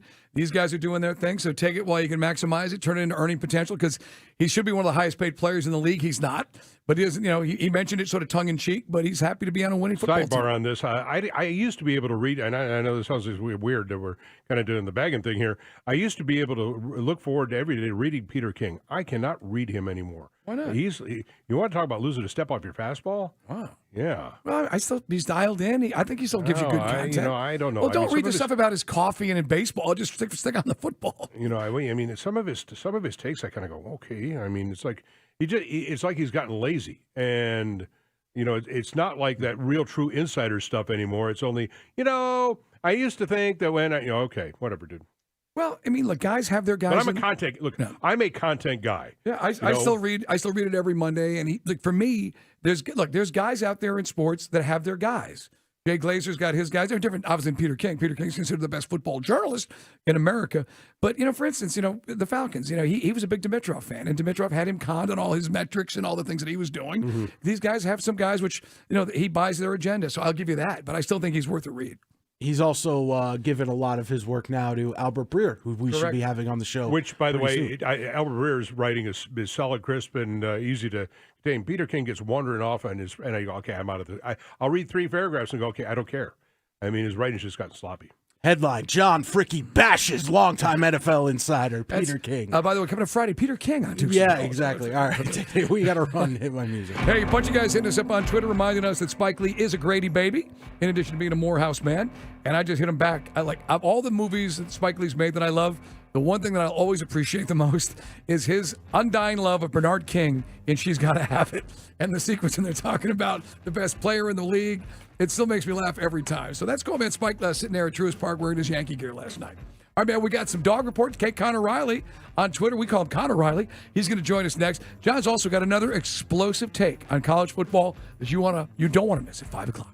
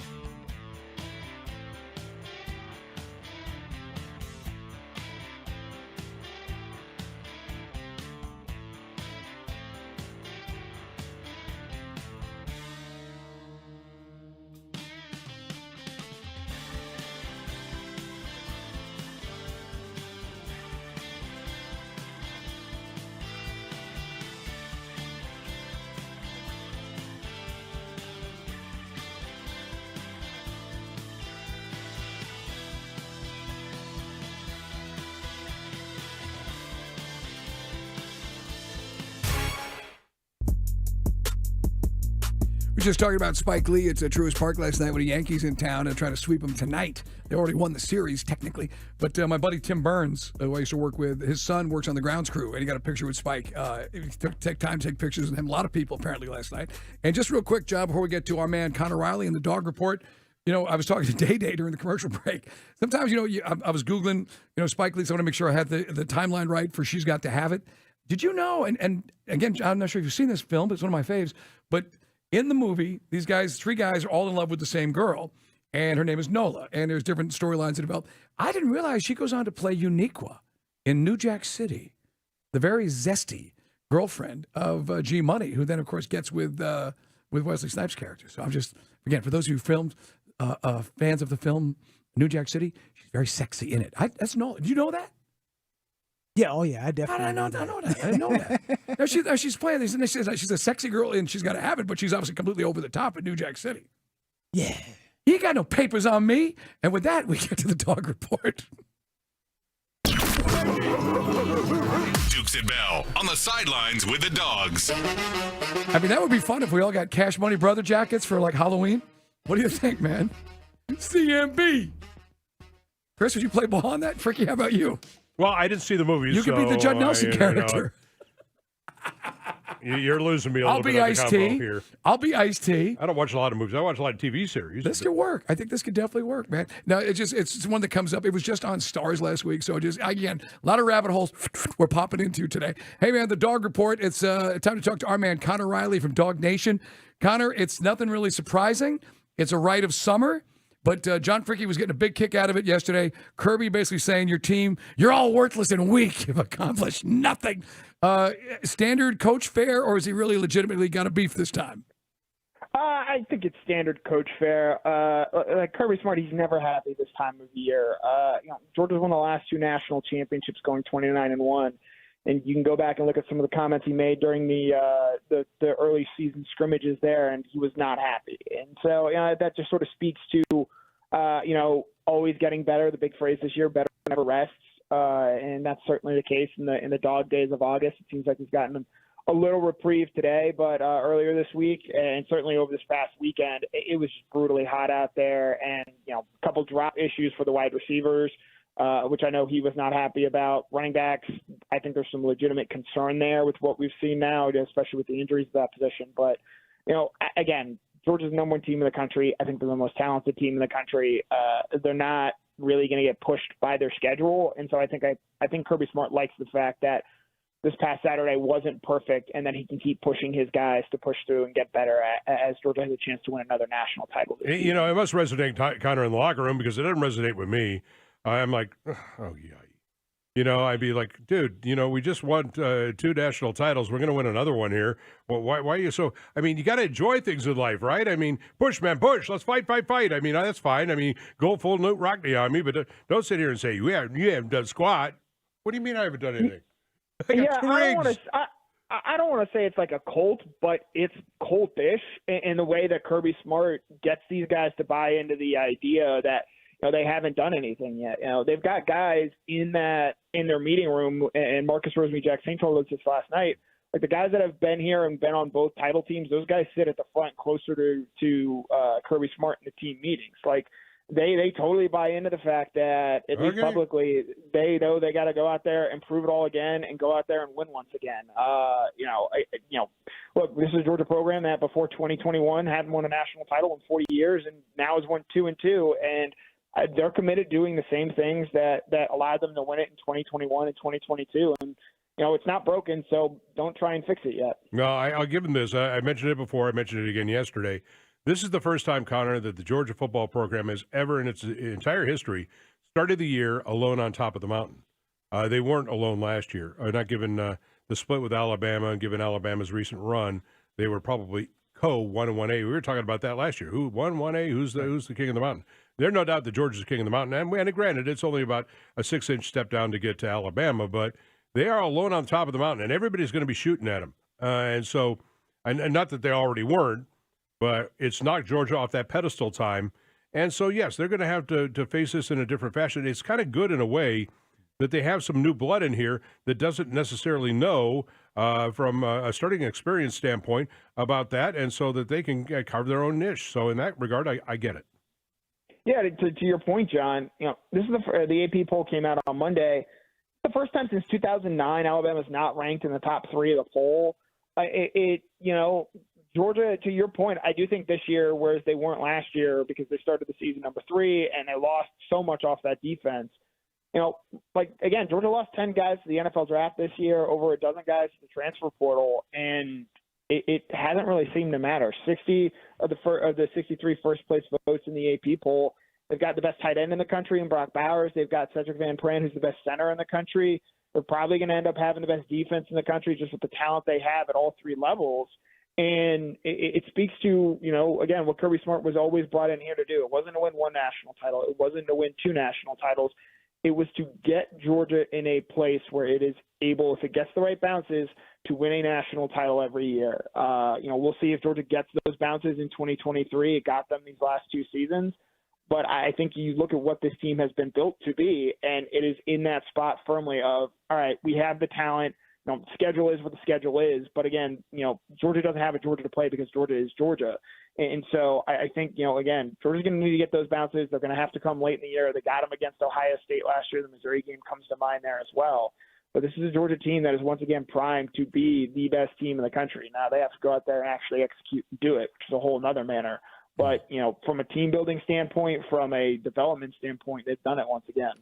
I know people are already racing ahead to say what happens when the College Football Playoff Committee. Let's just handle our business. I mean, you still got a quarterback that's got to be, tested. Mm-hmm. I know the offensive line, Connor Riley joins us, guys from Dog Nation, K. Connor Riley on Twitter. But, last year we went up to Tennessee. Technically, Tennessee was number 1. They were 1. Georgia was, I think, 3, right, when they went into that matchup. But do you feel that Georgia will be punished for their conference or their schedule and the lack of anybody really showing just yet in the SEC and the East specifically? I do think that you're going to see that over the course of the season.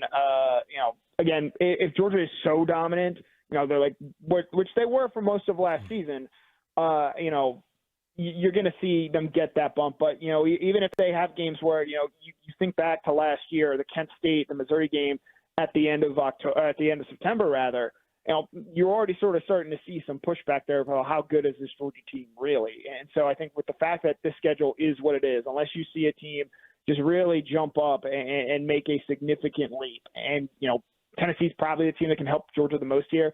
That would involve beating Alabama when those 2 teams meet in October. There's just not enough good teams on this schedule. And quite frankly, even if they were playing Oklahoma still, I'm still not sure that Georgia was going to get, the schedule benefit of the doubt, because I have some questions about Oklahoma based off what we saw last year from Brent Venables. And then this SEC slate, I think they really lucked out in just the way things are going. Florida's been down. Right. Auburn has been down. You play those 2 programs every year.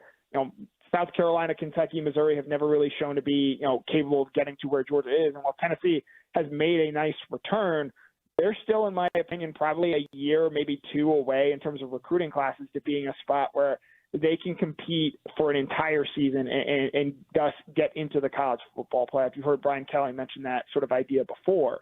And so Georgia's being punished not so much because of what it's done, but just because of what has happened to the schools around Georgia as they try and chase them down.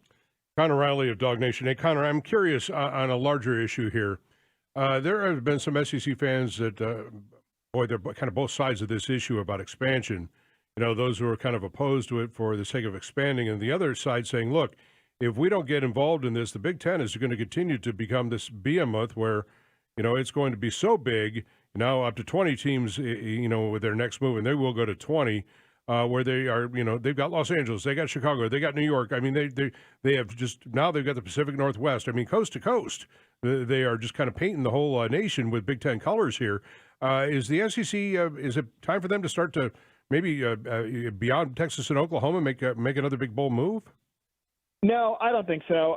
And I'm pretty firmly anti-expansion. I think, and I understand why Greg Sankey did it. Texas and Oklahoma were going to leave the Big 12, I think, regardless. And, the SEC wanted to jump first. And from a business standpoint, you get and understand that. But I think expansion as a whole has been pretty terrible for college football. I think it makes things worse. And so, I actually think, you're the SEC. Like, sure, if you want to try and keep up to keep money with what it is, like, sure, I get that. But like SEC football should still mean something. It should still, I think, resonate with people within this geographic footprint. But I'll tell you this: with the Big Ten adding, adding Maryland and Rutgers did nothing for that conference. This is a conference that still, hasn't won a football title since 2014, and the only program this century to win a national title that is still playing for the Big Ten is going to be USC and Ohio State. And USC hasn't won one since the first Bush administration in the 21st century, obviously. So, again, I get why, it's all about money and that's all it comes down to. I'd like to think that college football, has been above money. And I know so much makes college football run, but again, what makes college football special is the tradition. It's playing Auburn every year. It's playing Florida every year. It's playing Tennessee every year. If we're going to take that away and send Georgia to go play more games against Oklahoma and more games against Mississippi State and more games against Arkansas, I'm sorry, but that just makes it more of an NFL product, and it's just not as good football as the NFL is. And so making that choice, I understand why it happens. I just don't think it's good for the overall growth of college football. Yeah, I know we've kind of crossed over this. I don't know where we are now. I mean, I know we joke around. You can't cry about it, Connor, because the old days are gone, and I love what Chip Kelly said last night. I think we talked about it, the idea of everybody just plays, a top 50, and you create this super conference and you can maintain your traditional regional conference rivals for every other sport. But, and it seems maybe we'll get there at some point. Yeah, and by the way, the ACC, the idea of bringing in Cal or Stanford, there's no value there. And Florida State and Clemson, for those who didn't catch it yesterday, give me some credit, guys. I told you 10 days ago, Florida State couldn't go anywhere. And they're not. Right. And so, yeah, and by the way, and to John's point, the SEC's been down this road. I mean, I don't think they got a TV contract that starts next year, Connor, so they're not ready to split the pie up another way. And ESPN's not prepared to draw up a new contract, right? Right. Your last point there is the most important one. The ESPN has the ACC television rights through 2036. Those schools are not going to jump to the SEC because why would ESPN want one of its television products harming another one? And to your point, and Mike, you understood this better than anyone. If the schools in the ACC could figure out a way to get out of the grant of rights deal, aka the television deal that they signed with ESPN, they would have already done it. They've been trying to do this for years now, and they have still not found a way. And I'm sure that they are hiring the brightest and smartest lawyers in the world out there to try and figure out a way that they can do this. And the fact that they continue to not be able to do so, look, Florida State, understandably, can make as much noise about how upset it is with this current situation as it wants. It's not changing and it's not going anywhere. And so, again, you can voice your displeasure with it, right, but it's not changing at this point. And I do hope that, again, with the Pac-12 essentially gone, that maybe this does settle down for a while, because the SEC, I believe, has made it clear that they don't want to do anything or add anything until they see what kind of impact adding Texas and Oklahoma has to their league in terms of winning championships. Well, and we'll see real quick, because, here comes Texas at Alabama. They should have beaten Alabama last year in Austin, and now they go into Tuscaloosa this year in that early season showdown that's really going to be, kind of here's the future of the SEC right here. I mean, so it's going to be really interesting to watch this as it unfolds throughout the year. And that game, maybe more so than any other, has got my intrigue on the SEC schedule, because it's the, we're talking 12-team playoffs. We're talking about impact of Texas and Oklahoma. We're talking about, the expansion of the conference, and yes, the dissolution of the divisions, which is going to be the big thing, Connor, because we're going to end up with I have to peek ahead. I'd have to go back. Maybe have it handy. The 2024 Georgia schedule. They lose rivalries. They lose them. Yep. Right. And so, yes, Georgia, that next year they do get Auburn at home. They do get Tennessee at home. They do get Florida. But they're not playing South Carolina anymore. And, sure, that game doesn't mean as much to Georgia fans as it does to South Carolina fans. But, for much of my life, that's been an important early season game. It's usually been the first SEC game of the season. And certainly when Spurrier was there, I can think when 2019, when they lost to Will Muschamp, that game still does mean something to people in both sides of this rivalry.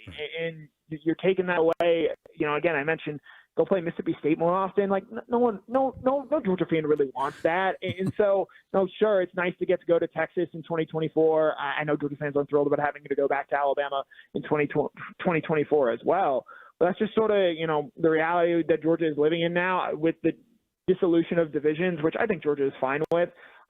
It'll make getting to the SEC championship game harder, but at the same point in time, Georgia fans have wanted a better home schedule for a long, long time. I don't think they really got it in 2024 with their home SEC games being Auburn, Tennessee, and Mississippi State. That feels like a very 2014 Georgia home schedule. But I think in the long term, if you're starting to get those Texases, those Oklahomas, Alabama, LSU more often, Georgia hasn't played LSU in Athens since I was a sophomore in college. Right. And so was that the AJ Green game for the unsportsmanlike? No, that was when I was a sophomore in high school. It was the Zach Mettenberger, Aaron Murray duel. Gotcha. Justin Scott Wesley late touchdown there. That game, it'll have been over a decade this fall since those two teams met in Athens. Yeah, you are a young whippersnapper, aren't you, man? And so that's, what I think fans are ultimately looking for. Connor, great stuff, man. We got to go catch a break, and we got some more Braves to talk about next, including why the heck is Soroka still down in AAA? Connor, we'll talk to you next week, and we'll start getting into the nuts and bolts of the schedule because, South Carolina, Tennessee's defense wasn't great last year, and, how much is Carson Beck going to be pushed? We'll get into all that. Appreciate your time, brother. Yep, thanks, guys. You got it. Braves talk next right here on Dukes Bell. Fricky's in for Carl. Shenanigans. John's got some information. If you're a homeowner, you got to stick around for Guy Talk because he knows. He's been there, done that.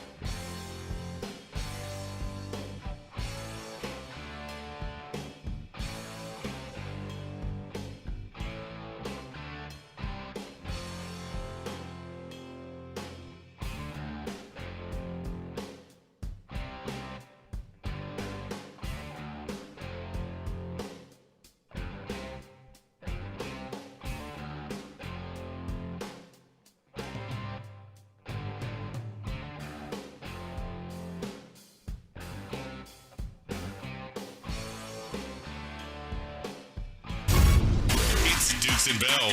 We got spirit. How about you? On Sports Radio 92.9 The Game. Oh, yeah. Less than 20 minutes away. Fricky's got stuff. If you're a homeowner, you must listen to Guy Talk. It's life-changing. You didn't hit the post there. You have to wait for money. Now he's going to tell me how to do the ring. This guy, I swear. Carl's back Thursday, kids. Hey, man, Day, we were just discussing if we're going to make New Jack City from this crew. So you don't want to be Pookie. No, I'd rather not. Yeah, probably not a good way to go. Chris Rock was great in that, by the way. And just real quick, we have Carl and I have a shorthand of movies that we speak. If you listen to the show, not everybody's up to speed on it. Some of the stuff we use are like the movie Heat with De Niro and Pacino. There's a lot of stuff that we use on the show, but we use probably New Jack City references at least once a week. Chris had never seen the movie. John's not seen it. Nope. But Chris was just looking at the trailer. So are you at least intrigued a little bit? I will be watching this movie this weekend. If nothing else, the soundtrack, I think Day can attest this, was fantastic. Great stuff. It was very controversial at the time. A lot of fights in the theaters. Remember that was a whole thing when the movie came out. But anyway, we're big fans and we just got into it. And it's, again, one of these, we've gone down 4 rabbit holes today. Who knows where we'll go in the next 2.5 hours. All right, man, the Braves kicked butt, took names last night. You feel Elder's out of the woods, Johnny? Well, I don't know. That's not the way I'd phrase it. Do I think that he's growing and as a young pitcher to know how to battle through that kind of stuff? Yes. Do I still think that he's going to go back and have those problems again and step back into those woods, to kind of put it in your terms? Yeah, I think that could happen too. But I think what I have now is I have faith. It's sort of like when Austin Riley came up, let me put it to you in these terms. He was a house of fire. If everybody remembers when he first showed up in the major leagues, he hit everything out of sight, hit like 15 home runs, and everybody, oh my God. And then he went into a swoon, right? Mm-hmm. Then we needed to see him come out of the swoon, which he did. And of course, then he went into another swoon. And he tends to be a little bit streaky. But we always know that there's going to be a time where he comes out of it and has that 2-week run where he's hitting everything in sight. Okay, we understand that.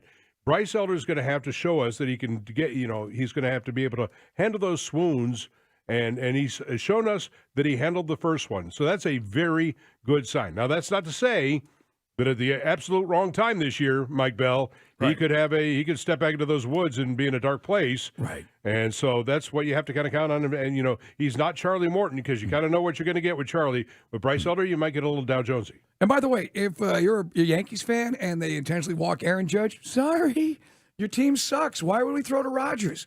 Stanton's not 100%, which has kind of been his entire career as a Yankee. Chris, how many years on Giancarlo Stanton's contract, by the way? That would be 32. a full 4. Yeah, I mean, it didn't make a whole hell of a lot of sense at the time, but Yankee's going to Yankee. But yeah, but if Charlie Morton's pitching to Aaron Judge, there's no reason to. Just like guys could and would pitch around Matt Olson and want to throw to Murphy or whatever. It's called baseball strategy. I said to you yesterday, John, Barry Bonds might have got one good pitch a game, right, for like those 3 or 4 years when he was juicing and just going bananas, because they were just walking him left and right. Here's Snicker. We're talking about Elder. Here's Snicker on Elder having good starts to fall back on in the first half. No, I mean, it's good, but like I say, he's a first-year major league starter, too, so he's pulling, what would I say? Pulling the labels are the, oh, God. I know. I say pulling layers off or whatever, is to become, the major leaguer or whatever, and he's experiencing things he's never experienced before. So, that's all things, like I say, he's had some really good to draw back on or fall on. And so it's going to be new experiences all the time, and which is what matures them and makes them good. I guess but you really want all these layers that we're peeling off here to have it in the playoff run against the Dodgers and the NLCS. I mean, it's like, okay, but that's what they say. Look, they dance with what they brung, and that's what they're going to roll with, and so we'll just see if it works out. Yeah, according to Grant McCauley, who'll join us in about an hour and 10. The Braves are going to expect to get Kyle Wright back. He said middle of September. That only gives you about maybe 3 starts. Mm-hmm. 3 starts before you know if he's ready to go for the postseason. That's why. Guys, I had Braves fans last night coming, yeah, Elder looks fine to me, Mike. I go, yeah, I'm rooting for him too. But, if you want to spit facts, yeah, he had a 1-hit effort through 7 innings, which was awesome. And I wish, we didn't have what we have in baseball, but they don't want to rush a guy and he's young, so the pitch count is what it is. I'd love to see him finish the game. But, he had 5 earned runs in 4 of his last 6 starts. So that's why I was concerned. That's why you hope that this is a continuing trend in the right direction to the form before the All-Star break. One more cut on Snicker talking about the pitching.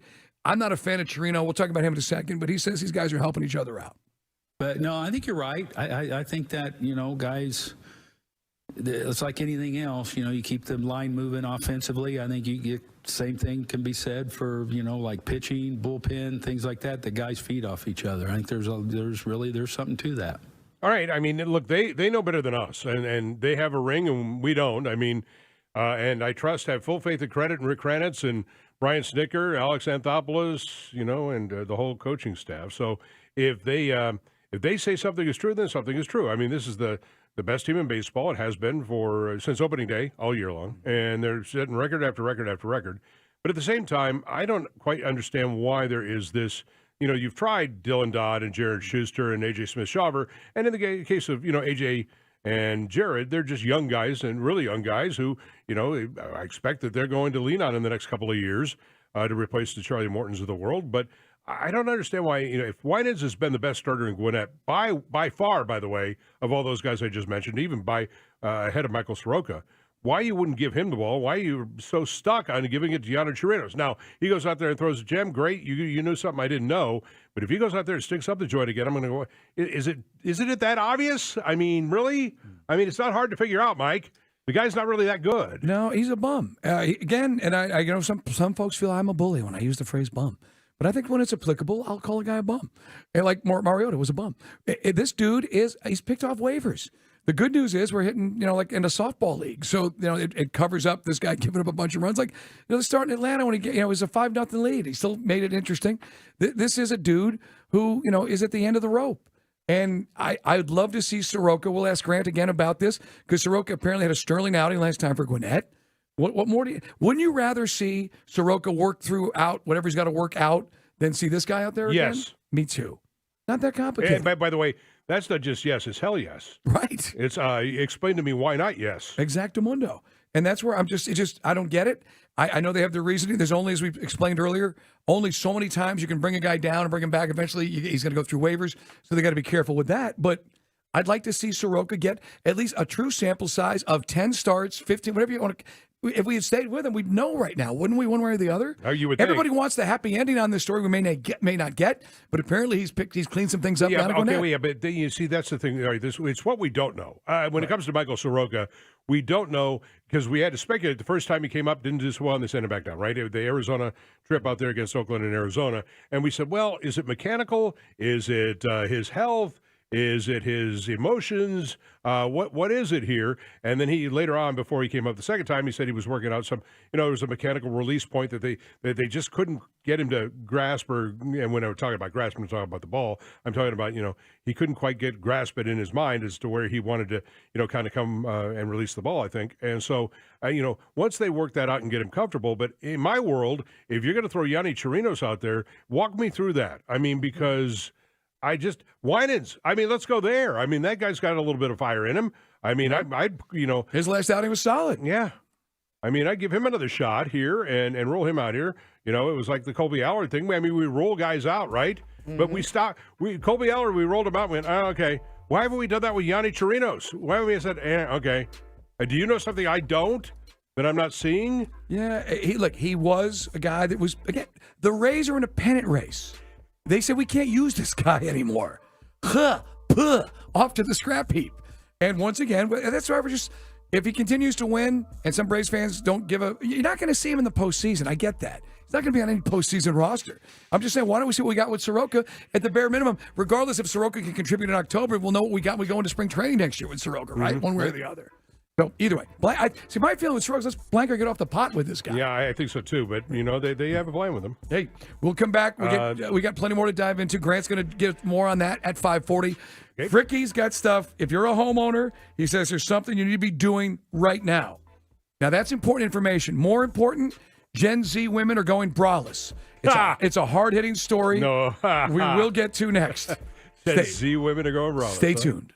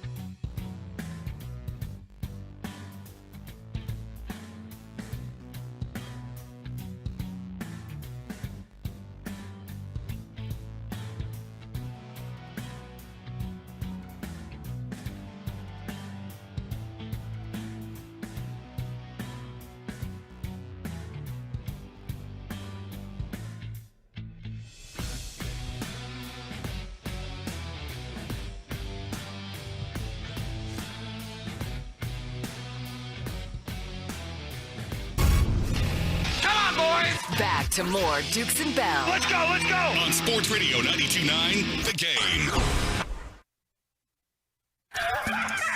It's time for Guy Talk. Never mind. It's time for Shenanigans. You got that right. Man, Fricky came in today hotter than a pistol. He was just spitting stuff, and he's like, I got to do this. We got to talk about that. So we're going to give him the platform here.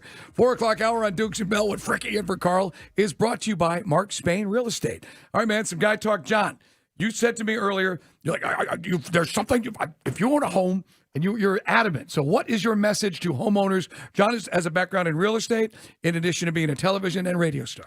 Well, I went on vacation, and one of the guys that was tweeting at me said, hey, Fricky, where you been? And I wanted to say, well, I mean, I'm back now. See, I don't tweet on vacation, and my suggestion and strong suggestion to you is you don't tweet on vacation either.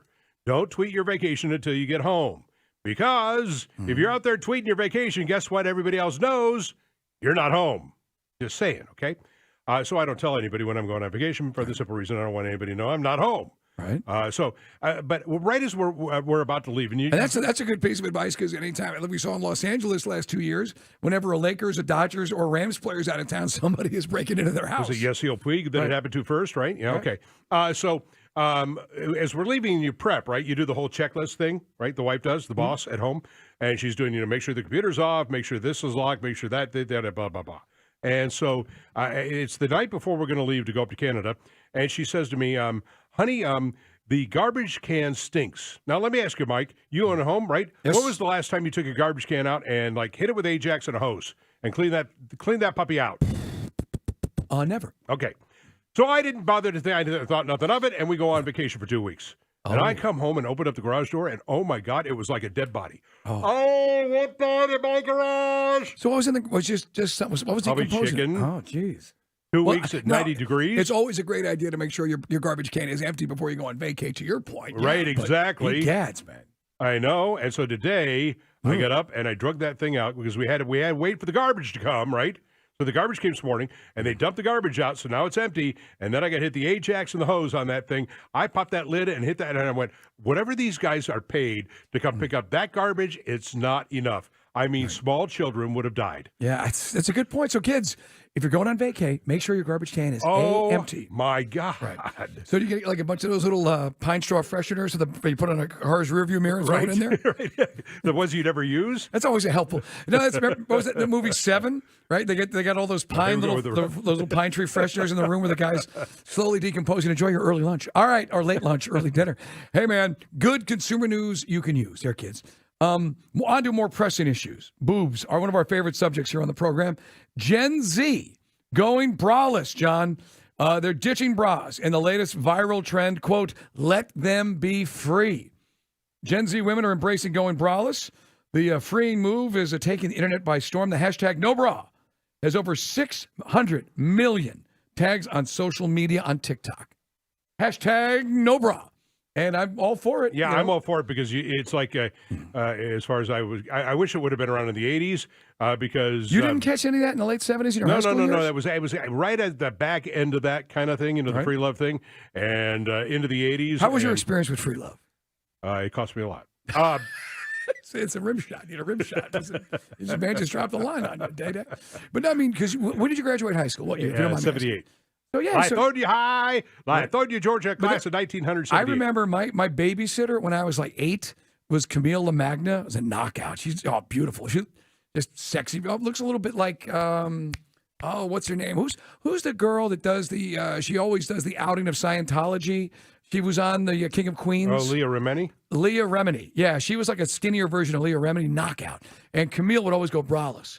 So I'm like 8 years old. I remember my dad would always be like, and Camille, if you need anything in the fridge, I know my dad would always be lingering. Yeah, right. Exactly. Have a dinner out. Like my mom's like, let's go, Jan. Well, but the whole thing with braless is it's a little truth in advertising, if you know what I mean. You got that right. And see, that's what I missed because how many times as a guy that you would, and suddenly you would go, wait a second, what happened to, okay, You know what I mean? Are you following me? You know what? You follow, I mean, it happened to me. Carl and I do this all the time. What was the movie where? I'm not even listening to you. I'm just looking at Camille Imagn. Camille Imagn. But Animal House, right? I mean, it's Thomas Hulse in Animal House. I forget his name, and the girl, and she takes her top off, and right, you know, right, exactly. Okay. Correct. That was the scene where there's tissue paper in the bra, right? Because she's also underage, which again, not funny now in light of what's happening in Major League Baseball with a certain race player. But the movie still stands this test of time. Back to being braless. Yeah, it sounds sexy, but at John's point, it mainly just involves women sharing what they look like in fun outfits while not wearing a bra.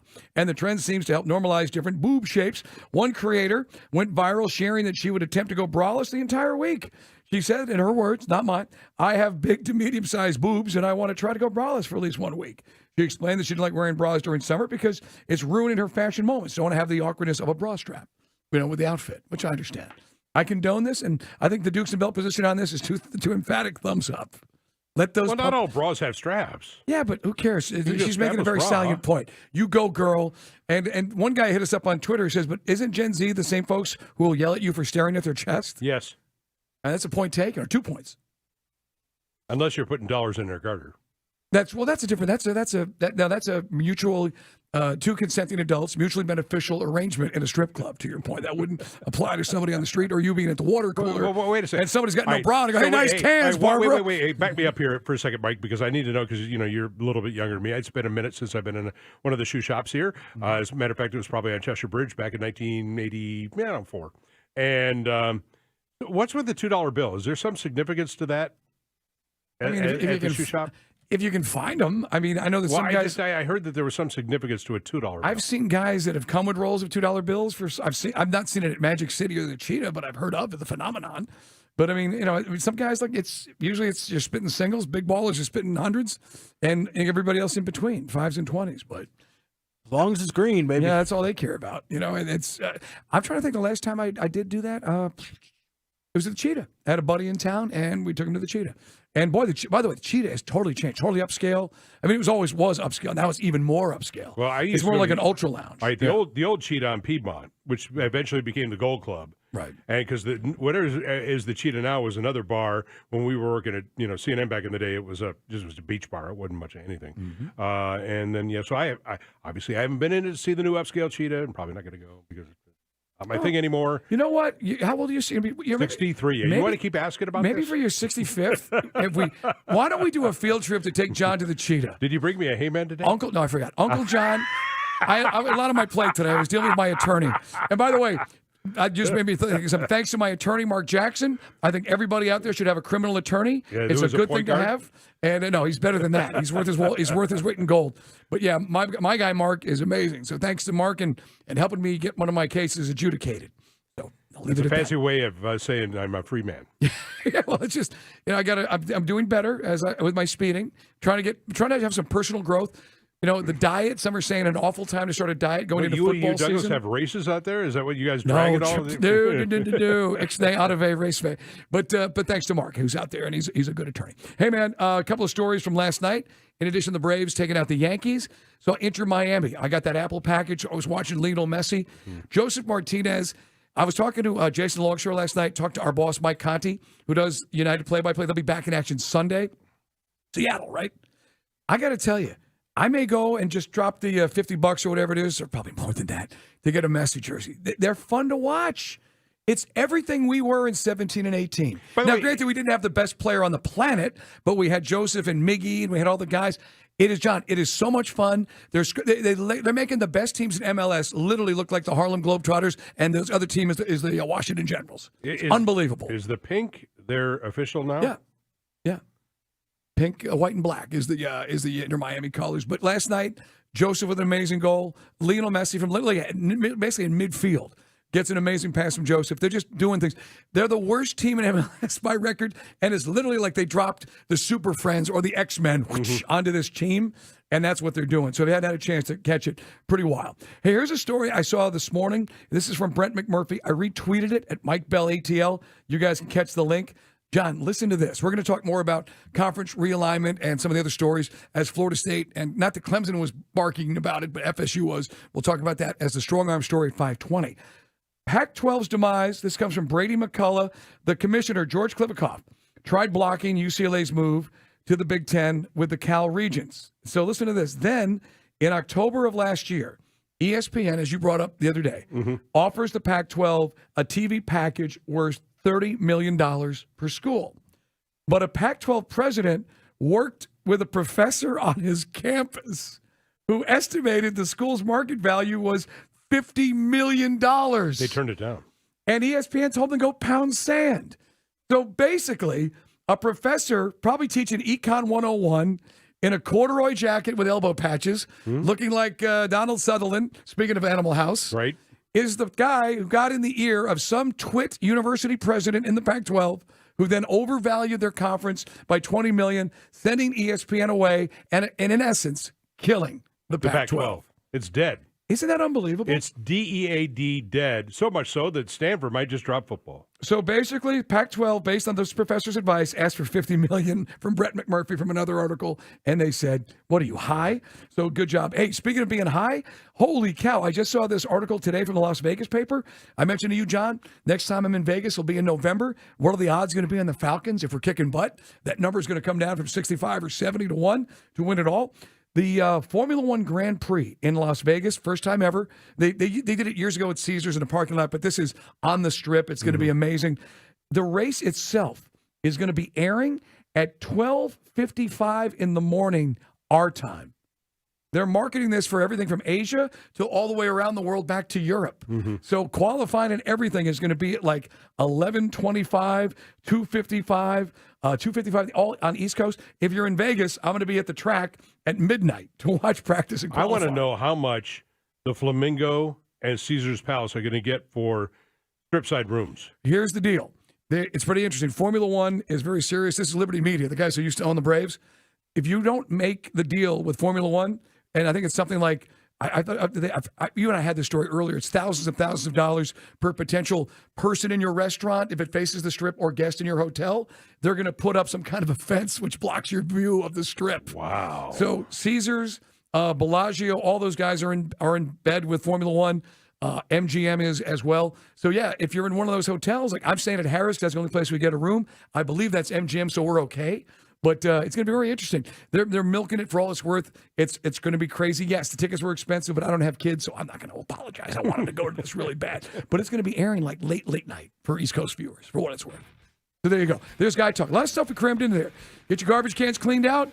Watch out. Don't be saying anything to women without bras on. We'll come back. We got a Falcon report to get to. Ritter wants some contact. Go get some on Friday.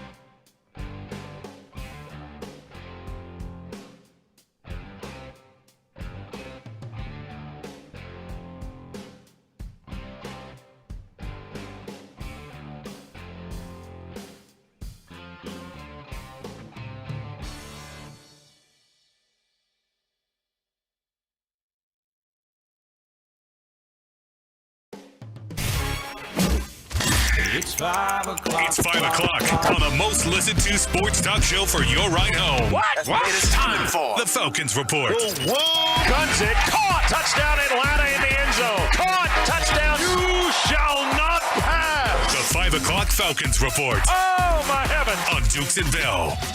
We are Dukes and Bell. It is John Fricke in for Carl. Carl's back from doing the parents thing and getting his daughter up to college. We'll see him tomorrow talking about the Falcons. Friday, of course, pregame at 5:30, and then the Benz toe meets leather at 7:30, as Wes would say. Can't wait, man. Looking forward to seeing these guys. Guys are chomping at the bit to show out for the home crowd. Do know we have Friday night football. We got a big bunch of high school football tonight. Corky Kell as well right here on 92.9 The Game. But going to be a lot of fun. We're going to hear from the coach, hear from the players, and also the new depth chart is out. First, though, John, with a big hearty day. Sound off like you got a pair. Start to 5 o'clock with a big old, hey, man. I didn't hear you, Day. I didn't see it. I'm not feeling it. I got a little bit of news coming in here. What you got? Tampa Bay Buccaneers saying Russell Gage gone for the year. Yeah, former Falcon, good dude, and signed a nice contract too. Not a ridiculous contract, but a pretty good sized contract for a guy of Russell Gage's experience here with the Falcons. So he's kaput for the year for the Bucs. Yeah, Wednesday had a Wednesday practice with the New York Jets. Serious knee injury. Todd Bowles saying, "Yeah, we wish him the best." That's a shame. Yeah, I know. That's too bad. Yeah, I mean, he is a good dude. I like Russell a lot too. Hey, man. Speaking of our depth chart, we talked about some injuries. Matt Hennessy is working his way back in there, but for what it's worth. And I know we sometimes take this with a grain of salt. It is interesting to see that Matthew Bergeron, listed as Matt Bergeron, don't call me Matthew, from Syracuse, second-round pick. He's head of Matt Hennessy and then the other backup guards for Friday night against the Bengals. We said this earlier. We talked about it, the fact that, yes, and Michael Rossi, you'll hear that conversation at 6:20 from ESPN.com about the Dirty Birds. But when you draft a guy there's an expectation he's going to start. And no disrespect to Hennessy, this dude's bigger than Hennessy, and he's a mauler. He's got the attitude. He's everything you want for that. John, you were here. Tyson Clabo and Harvey Dahl and the Mud Duck. It just went on and on. We had dudes, and they weren't always Pro Bowlers, but they weren't always Pro Bowlers, but they were bad. Yeah, right, exactly. I mean, for that position to have been the sieve and hole it has been for the last 6 years solid is unbelievable. So we got a new depth chart for what it's worth. Your running backs, no big surprise there. Cordero Patterson, Tyler Algier, and Bijan Robinson. Going, of course, by seniority. Then Carlos Washington, and then Godwin Igwebuike, who we loved down in Miami, put on quite a show. Hey, man, let's hear from Arthur Smith. One of the things we've talked about, John brought this up a few times this week, depth, more rotational help, but it also maybe keeps a guy like Grady Jarrett fresh. Here's Arthur Smith on how that might work out.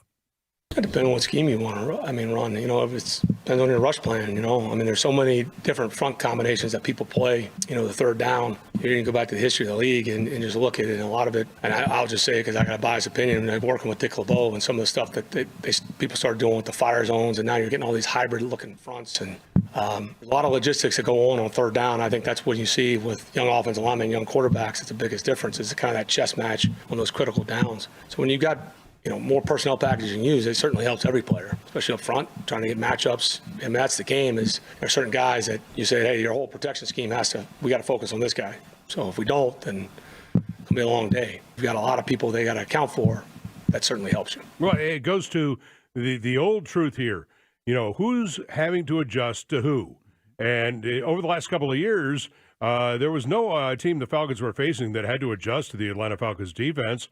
They just lined up and kind of said, you got to adjust to us. And the Falcons had to put in the right package. Now the Falcons can come out there with the package and say, look, if you don't account for Grady, and by the way, if you don't account for Calais, and by the way, if you don't account for Ebiketie, or you don't account for Onyemata or Bud Dupree, or if you don't account for Caden Ellis, guess what?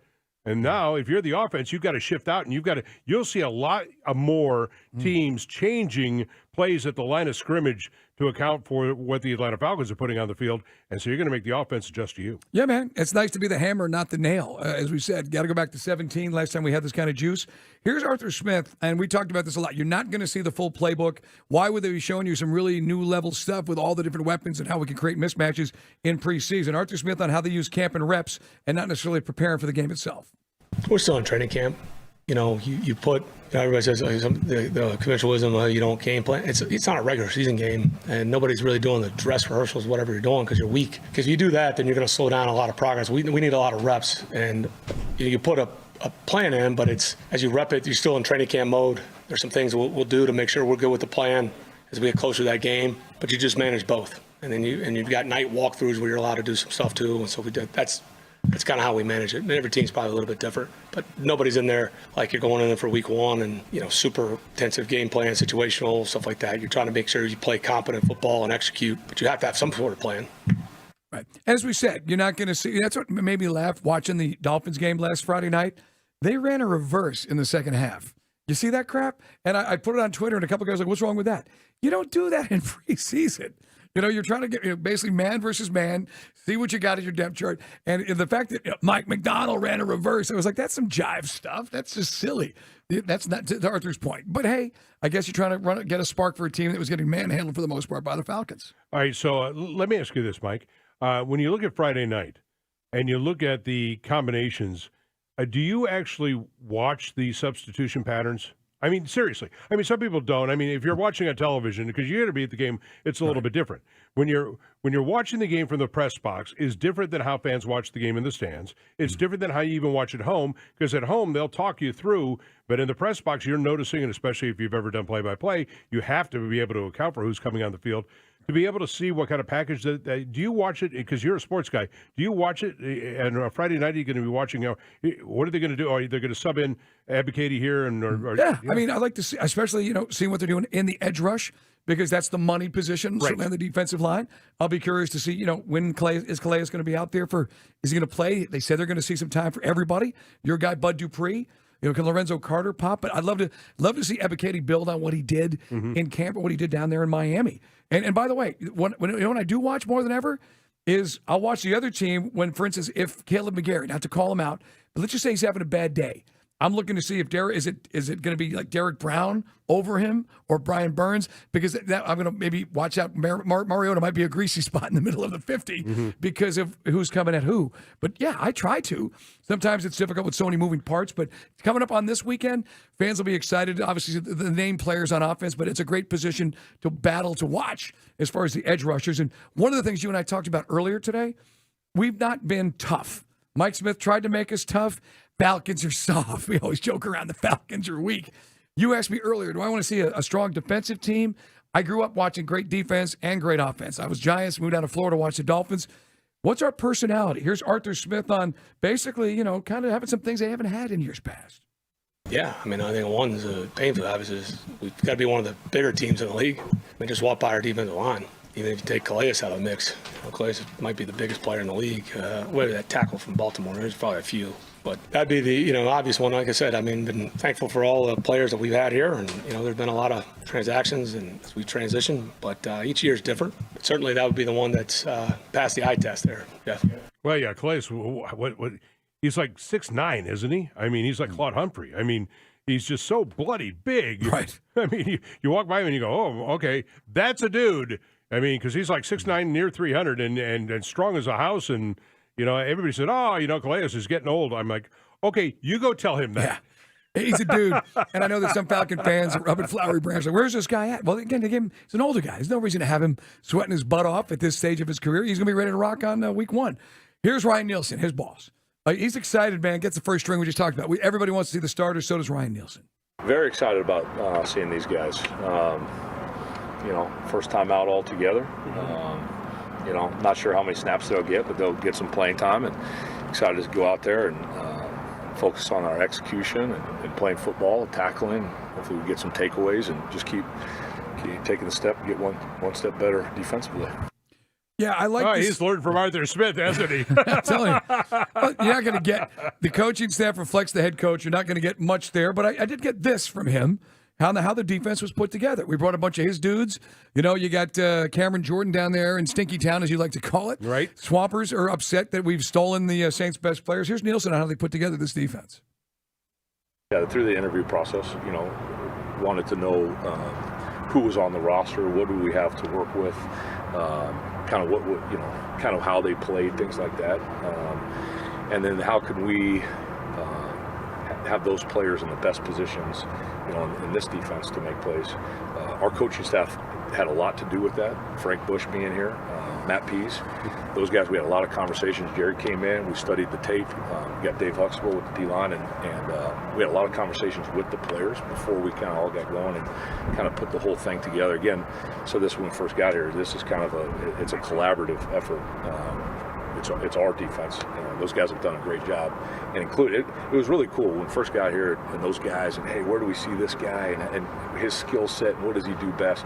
That was a really cool time in the process when we all first got together and started, looking at these guys. So, but we continue to do that. That's a daily thing that we're, this guy in this place, is he in the right spot, or is he in the best spot for him and for our team?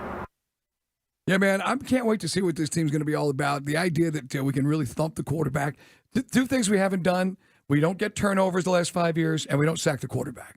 We were next to last to the Bears last year and getting the quarterback on the ground, and I'm excited. Can't wait. By the way, your guy Bud Dupree is listed ahead of Lorenzo Carter, for what it's worth, on the depth chart. Right. I know you think he's going to pop. I mean, hey, look, I wasn't trying to be a doubting Thomas, just when you're missing games like he has, I think anything you get from Bud Dupree is gravy.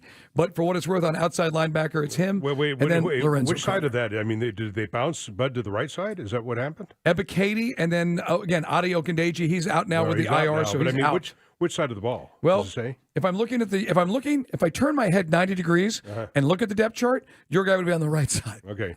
And then who's on the left side then? That would be Ebiketie. Oh, they put him up to That's first? correct. Okay, good. All right. And then for what it's worth, D'Angelo Malone, local dude, still trying to make his way. He'll get more reps now because Ogundeji is done, at least for the foreseeable future, with the IR. Speaking of the D-line, Zach Harrison, he looked like, this dude, you talk about the impressive size of Calais Campbell. Well, yeah, but can I go back to this? I mean, Zach Harrison comes out of Ohio State. When he's at Ohio State, aren't we watching Zach Harrison going, dude?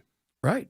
He came up after Chase Young, 5-star recruit, talked about this a lot, did not certainly live up to Buckeyes fans' expectations of what he was going to be, or probably his expectations. But he's built like a house. Yeah. The dude's been balling. Here he is talking, and this is something, we talked about bringing Calais Campbell in. There's always some guys on the fence, well, guys don't care about being mentors. Well, take a listen to Zach Harrison, the relationship with Calais Campbell. Today, it's always been hard work. The secret's always been work. You hear that and you understand it, but, just seeing how he plays out there and this year 45 for him, just like, just knowing that there's some truth into what he says. So just keep working hard every day. Don't relax at all, because that's when, you get passed up. That's when you have a lapse in play. Just keep working hard every play. Yeah, well, no, I'm with him. By the way, if you caught the joke, that was year 45 for him, just for guys who may have not heard. By the way, because two positions on the Atlanta Falcons as you go to the game on Friday, totally overhauled. The defensive line has been totally overhauled, and so has wide receiver. I mean, right, totally overhauled. I mean, really, it's pretty much, Drake London and a whole bunch of new guys. Well, Kadira Hodge is still there, but you got Penny Hart, you got Scott Miller, you got Matt Collins, you got, Xavier Malone. I mean, there's a whole new wide receiver crew. John Fricke's got strong opinions on college football. He's going to drop a bomb on you at 5:20 as part of our Strong Arm story, so stay tuned for that. This hour of Dukes and Bell is brought to you by All Four Seasons Garage and Entry Doors. Plenty more to dive into. Grant McCauley is going to talk about the great effort from Bryce Elder. The worm turned after some wobbly starts for him. It's all coming up in this big, meaty 5 o'clock hour. Sometimes we need to check our own, right, guys? Here in Atlanta, if somebody's going off in one direction or the other, and you feel like they're really out of line. All right, it's okay. Come at me. All right, fine. No, John. Yeah, come at me. I mean, that's all right. Wait, just say your piece, Chris. It's all right. This is not about. There's glass between us. Don't worry. I got you. This is not about you. This is not about you. This is about me and my own, and I need to call my own out on the carpet, and that is obnoxious Yankee fans. Because on WFAN, our sister station, they went out as far as to say that Aaron Judge could be the greatest Yankee of all time. And I need to do our friends at WFAN in New York a favor and say, slow down. He's got the single-season American League record already. And obviously, we have seen great players before, and the Yankees have more than anyone else. But it is something the likes of which you have to just, I don't care who you root for. I don't care where your rooting interest is, where your fandom is. What this guy does in the big moments he does it in, I mean, we're blessed to see it. I know he's been great since he's gotten here, but the last 2 years has been another level. Okay, yeah. Your tongue too thick for your mouth there, champ? What the hell? I mean, look. It's too, Chris, it's too easy. It's a layup, okay? You ever heard of Lou Gehrig? Okay, give her to Babe Ruth. I mean, look, I know that. Ronald Acuna could be the greatest Braves player of all time. I mean, Mickey Mantle, Joe DiMaggio. And who was that hate guy? Yeah, that dude. Yeah. You got a ballpark that is more Mickey Mouse than it ever was when those guys played in it. It plays to this guy's strengths. Let's be clear. On Yankees stardom here, Aaron Judge is not Reggie Jackson. Forget that he's Mickey Mantle. He's played 150 games 3 times his entire career. Right, exactly. I don't get it. He's a nice piece. Do it for another 10 years. We'll put you in Cooperstown. But this is New York talk radio at its worst. Right. I agree. As a lifelong New York Yankee fan, grew up there, moved here, 2.5 years ago. Well, you got to do it right. Well, I get it. I understand. But when it comes down to it. Now, is that a speech impediment or is that his style? No, that is New York. That is New Yorkers drooling New York nonsense. No, you got to understand. I said this real quick, John, because you've lived all over the world. Right. John's lived all over the world. I've lived in New York. But John worked for CNN for years. I've never known. For those who have not heard you, here's John. You've been around for years. But, I mean, you've lived around the world. I lived in New York, grew up in New York. Yep. I've been out in New York since I lived on Long Island. Since I was 21. And it's funny. I said this to Carl. It was about a couple of months ago. We were talking about we were in Spain a couple of years ago, and somebody goes, "Where are you from?"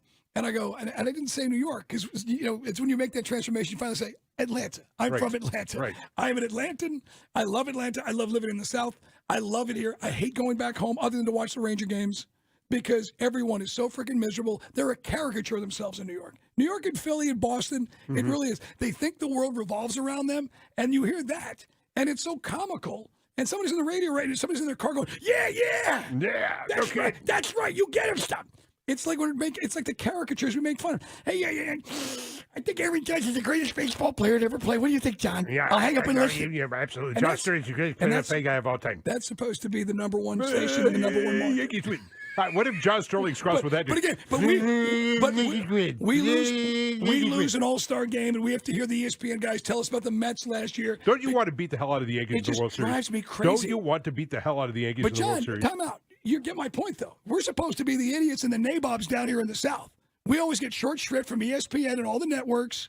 It's all the Falcons don't get the love, or the Hawks, or the Braves. Even we're the best stinking team in baseball, and the nonsense like that, and the crap you see on ESPN.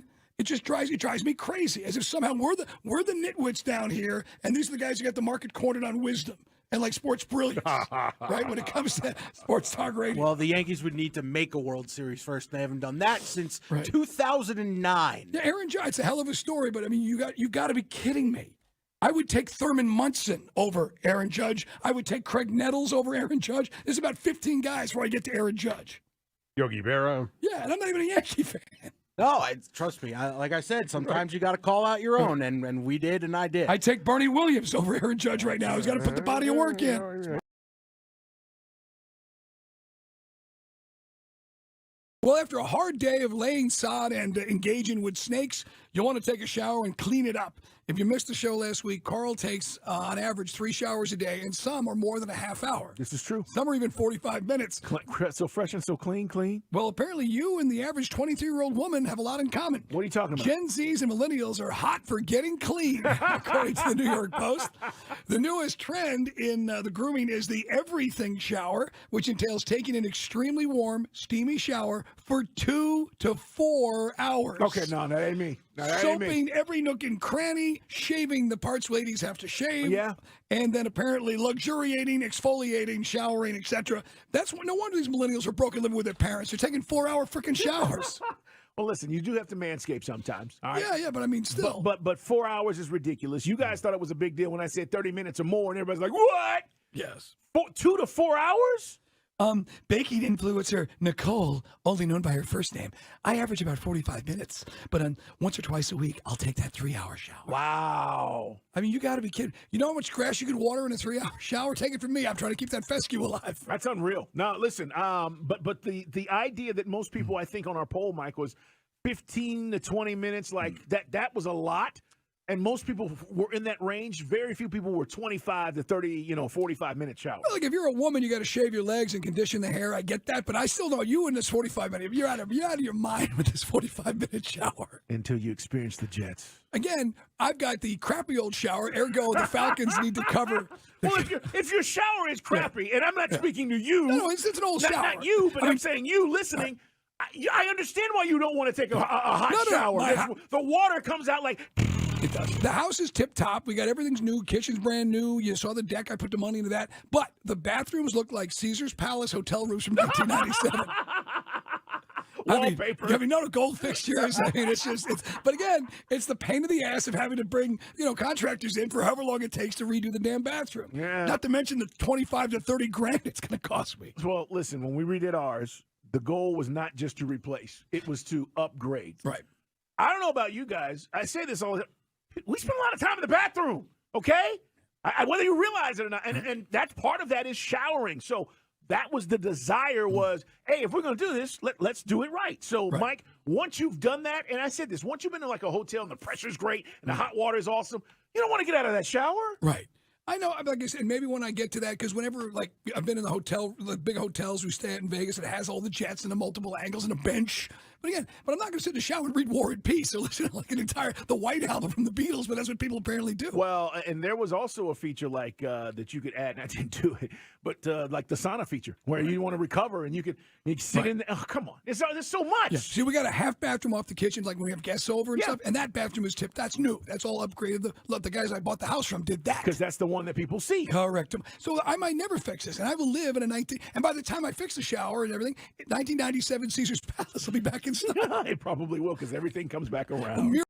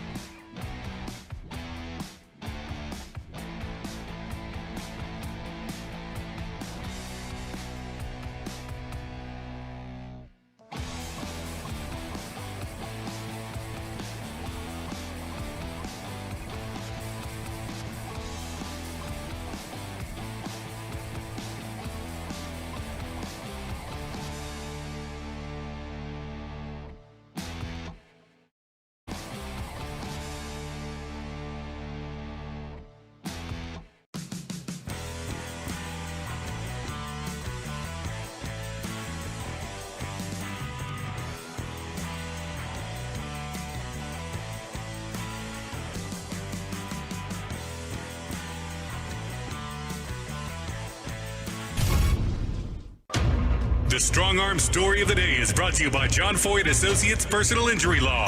John Fricke says that the SEC's got to get their act together and get into this arms race in conference expansion. That's coming up in just a sec. But first, we did not have it in the Falcon Report because it was literally while we were talking to you. But Matt Hennessy goes on the IR. They never specified the injury other than Arthur Smith saying it was something that affected him last year, which would be a knee. So Matt Hennessy on the IR for the Falcons. We were just talking about Matthew Bergeron. And certainly a dude that, I've got high hopes for. He looks the part. And I know that people don't want to hear this name, so I'll whisper it, even though we're on a 100,000-watt radio station. May have a part to play as the swing backup guy on offensive line. Yeah, and he's got to come out because this is the year, make a break for Jalen Mayfield. Right. By the way, one quick update as the Corky Kell gets underway from Corky Kell High School, because I was just talking about it with Day, because he's the prep sports guy. I'm going to see if we can get an update. It could be, Mike, a rather long football season for the fans in Johns Creek. Okay? I'm just saying. Day, do you want to give me an update on the opening Corky Kell game right now here, please? Yes, start of the second quarter, 31-0 in favor of North Atlanta. Game one. End of the first quarter. High school football has officially begun. Yeah, I got North Atlanta minus 17, so I'm feeling good right now. All right. Did you really bet the game? Yeah, man. I got a guy. You can't find a guy that can give you high school numbers? You got the wrong guy. I got it. He lives in Buckhead. Anyway, so just real quick with the Falcons, we'll talk more about this tomorrow. Carl back from helping out his daughter get up to college. But this was something, no disrespect to Hennessy, who's been serviceable, but I think Bergeron's going to be a big upgrade. But pressure on Bergeron to step in. If there is a silver lining, because Hennessy's missed almost all of camp, is that Bergeron's got all the reps with the A-team. Right. And so that's good. I mean, he's supposed to be the guy anyway. Right. I mean, I was not counting on Matt Hennessy being a starter for this team. I'm with you. And we haven't mentioned Justin Schaefer yet much. Georgia draft pick, late round last year. Opportunities for all these guys now in the next few weeks to, again, impress the coaching staff and perhaps move up on the depth chart. So keep an eye on that. Hey, man, we were talking earlier about conference expansion. Florida State, the deadline, if you were going to try to get out of the ACC, came and went. So they're in. And as I told you guys, I'm not trying to be, told you so, but everybody else does in this business, so I'll tell you so. I told you, they had nowhere to go, John. They had no leverage. The only place that could maybe be a landing spot for them was the Big Ten. The Big Ten has this highfalutin standard for academics, which Florida State apparently does not meet. And there's just nowhere to go with that. Their contract is huge. I know you talked about the money. Right now, the Big Ten is dwarfing the SEC. Well, it's dwarfing the SEC. It's dwarfing everybody. With the addition of Oregon and Washington, remember now the Big Ten has NBC, CBS, and Fox. They have all three networks, and all three are paying primetime money for them to broadcast Big Ten football games throughout the course of this contract, a contract that will change and only go up with the addition of Oregon and Washington now into the mix. The latest kind of projections are, and this will give you an idea of why this is so important when you're talking about trying to build a football program and trying to maintain a football program. I'll give you a team, for example, Oregon State. Now, there are some people that wanted to put Oregon State into the top 25 this year and that Oregon State could have a pretty good football program. But moving forward after this year, the Big Ten, it's possible they could get to $100 million per team, per school, like Rutgers and Northwestern and everybody else, Purdue and Indiana and Oregon, $100 million for everybody from Ohio State to Nebraska to Minnesota, $100 million per team per year just for football and the television deal. Left out there on their own because there's no more Pac-12, Washington State and Oregon State may be resigned to being in the Mountain West Conference, where their annual television deal is worth $4 million. Oof. Yeah, this is their last year in the Pac-12. DJ Uyunglele, you guys remember him, Clemson. He transferred out there. Bo Nix, of course, sticking around, trying to throw his hat in the ring for the Heisman. So you're talking about $100 million. Versus $4. And again, I'm not the best at math, but yeah, that's a tremendous disparity, John.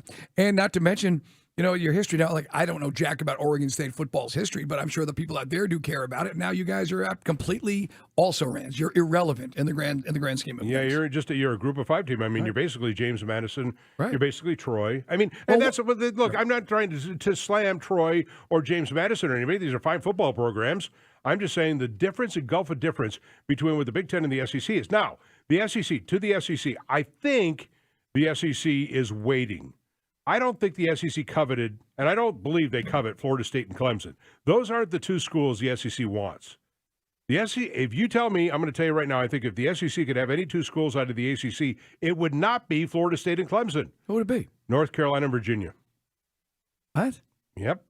For basketball? For television. ESPN wants 11 million people in Virginia and 11 million people in North Carolina. They already charge for Florida. Yeah. They already charge for South Carolina. Yeah. I mean, Florida would block Florida State if it ever came to that. Right. And that's the other thing. By the way, keep that in mind. Florida, to come into the SEC, Florida and South Carolina and Georgia. Those three schools have a kind of a soft agreement between the three. Georgia and South Carolina say we're with Florida to block Florida State. Florida says we're with South Carolina and Georgia to block Clemson. And South Carolina and Florida are with Georgia to block Tech. Okay, so that's a block.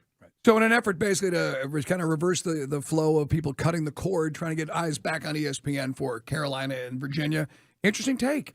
Hadn't thought of it that way. But, yeah, I know that FSU is the bigger brand, but they have the footprint in Florida. Clemson and South Carolina, I don't know. They don't have an 11 million.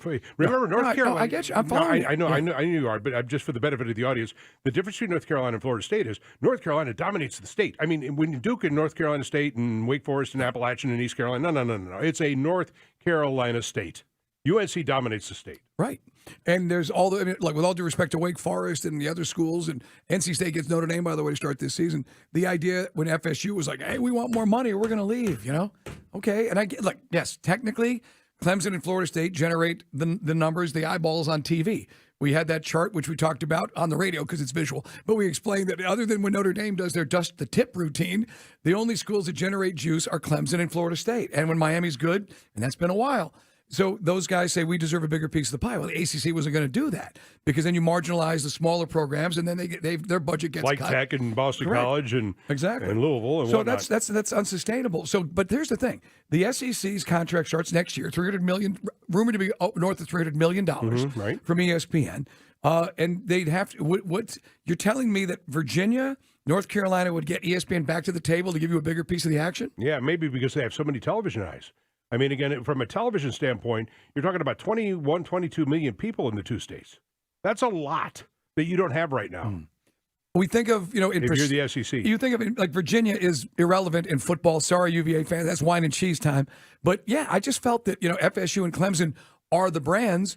But if you don't go to the SEC, the only other place viable, and Clemson, they've been very It's the Big Ten. and they've been pragmatic and cryptic. They're not saying anything. Letting Florida State do all the talking and all that. I got to be honest.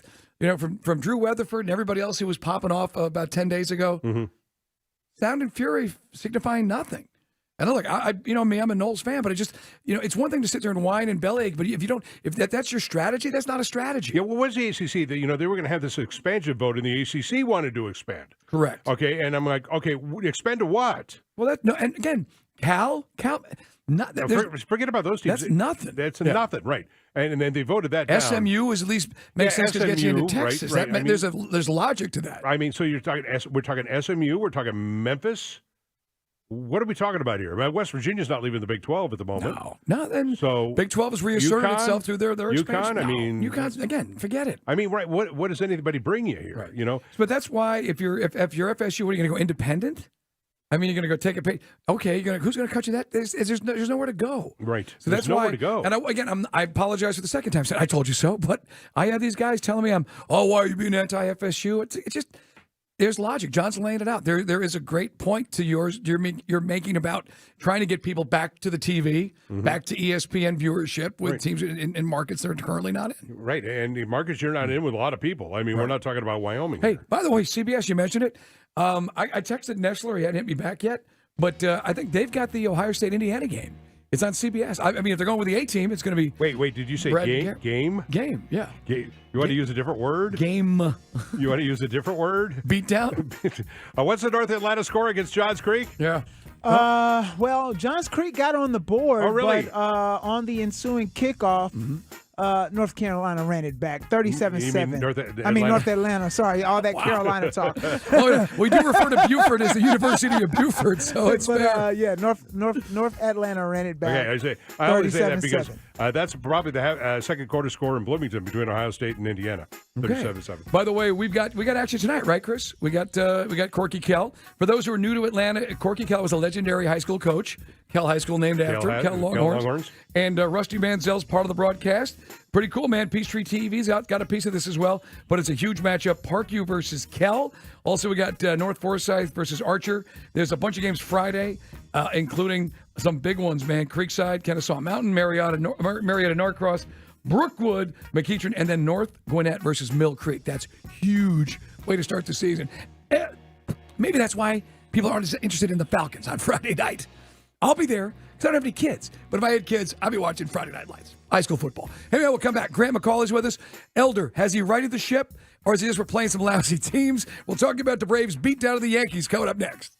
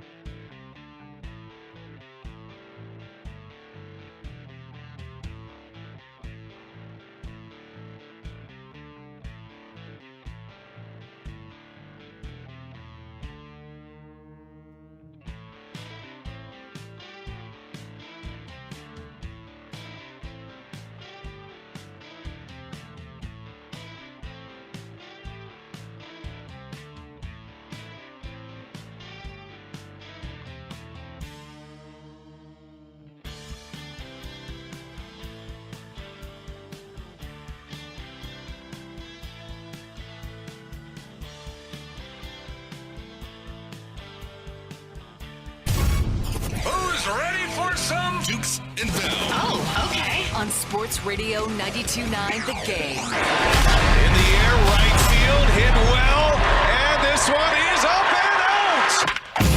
It's time for Around the Yard with your 2021 World Series champion Atlanta Braves.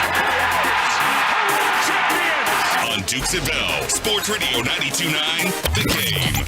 Yeah, man, we're going to talk to our buddy Grant McCauley just real quick for Falcon fans who missed it. Matt Hennessy is on the IR, so we will see Matthew Bergeron certainly starting on Friday in the preseason game, and he'll be up there, I would imagine, against Carolina week 1. So Right. tough break for Hennessy. He has missed almost all of training camp with a lower leg injury, apparently same knee as last year, which gave him some trouble.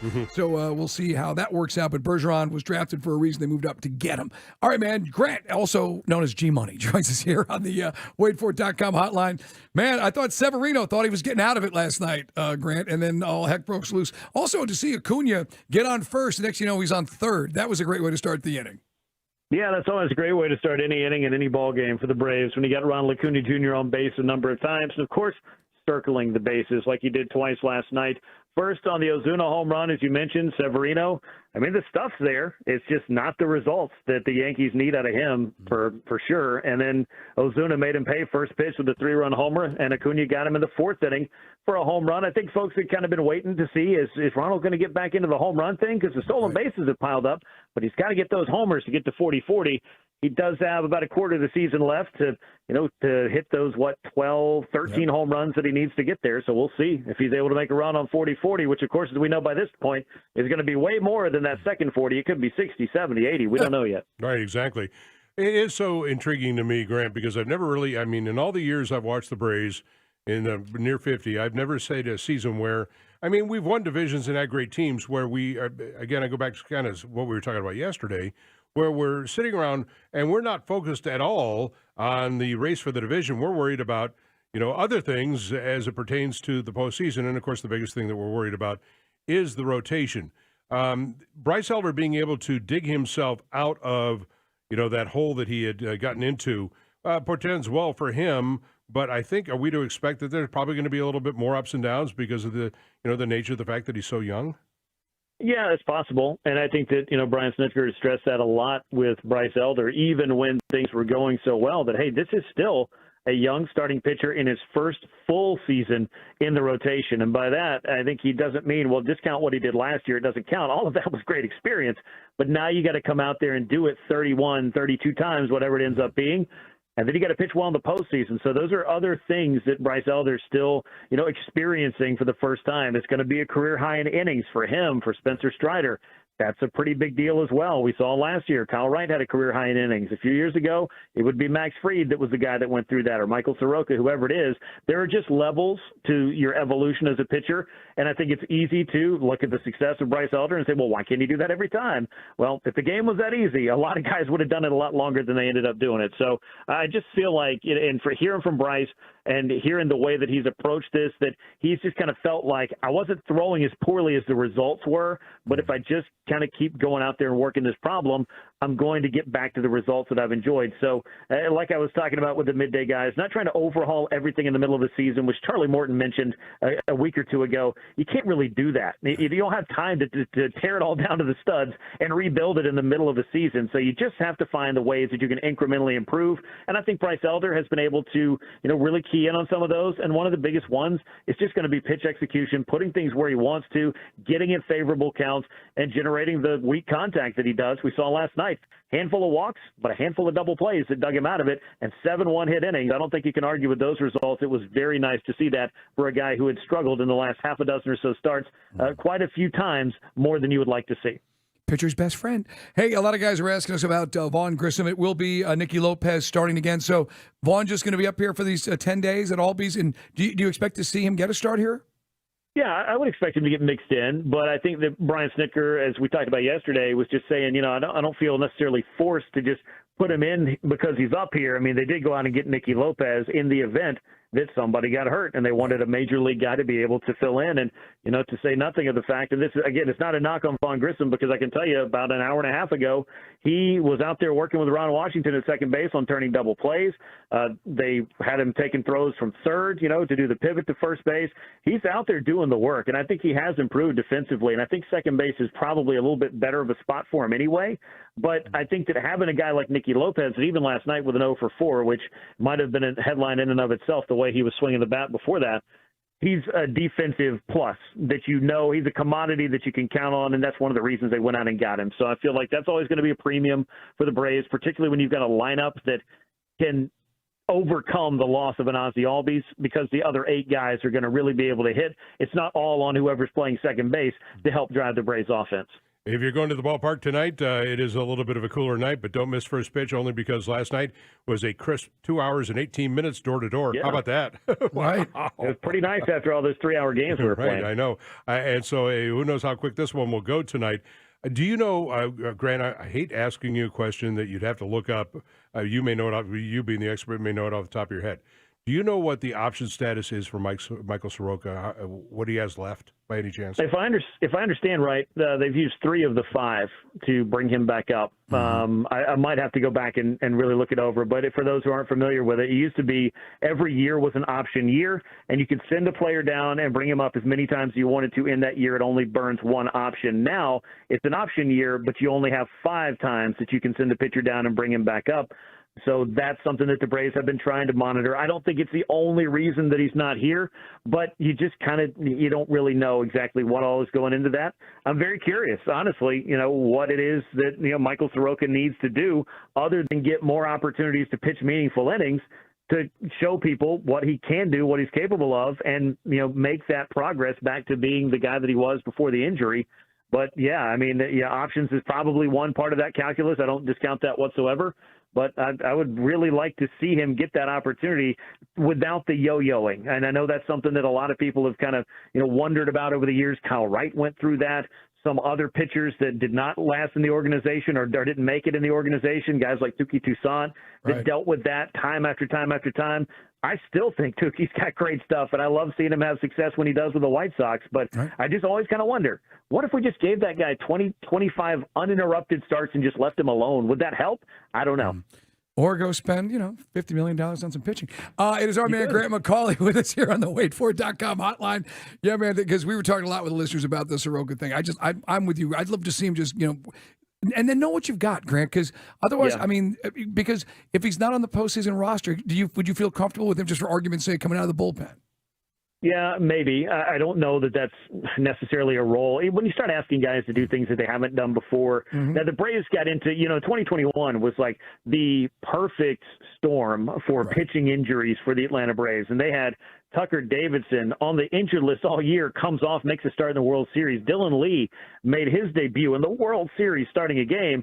Kyle Wright was huge in relief in that series, if you'll remember, and that wasn't necessarily the role that he was, doing in Gwinnett all year when he had a great season down in AAA. So, there's a variety of different ways that you could use guys. Do I look at Soroka as somebody that I would call an ideal candidate for relief? No, not really. But as we've seen in the past and we've learned, you can have the best idea and the best laid plan for what you want your pitching rotation to look like, and it just may not play out that way based on injury or some other thing. How important, in fact, Charlie Morton pitches tonight. How important is he to this rotation when we get into the postseason?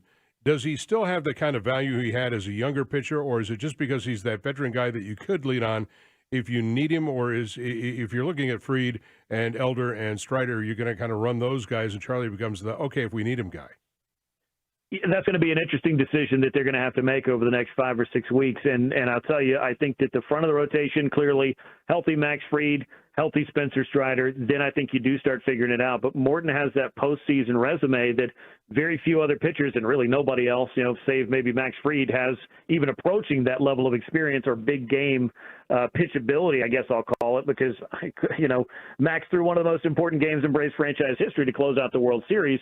And that was just, the kind of game that you brought a Charlie Morton in for. And unfortunately, he dealt with a broken leg. But the really fascinating thing about Charlie Morton is that the Braves had him as a young pitcher. The Pirates had him as a young pitcher. Then he kind of turned into a journeyman. He spent some time with the Phillies, then got hurt. He showed up in Houston as a 30-something pitcher, and they said, hey, that sinker, we want you to stop throwing that. Start throwing a four-seamer, trash your slider, and throw your curveball.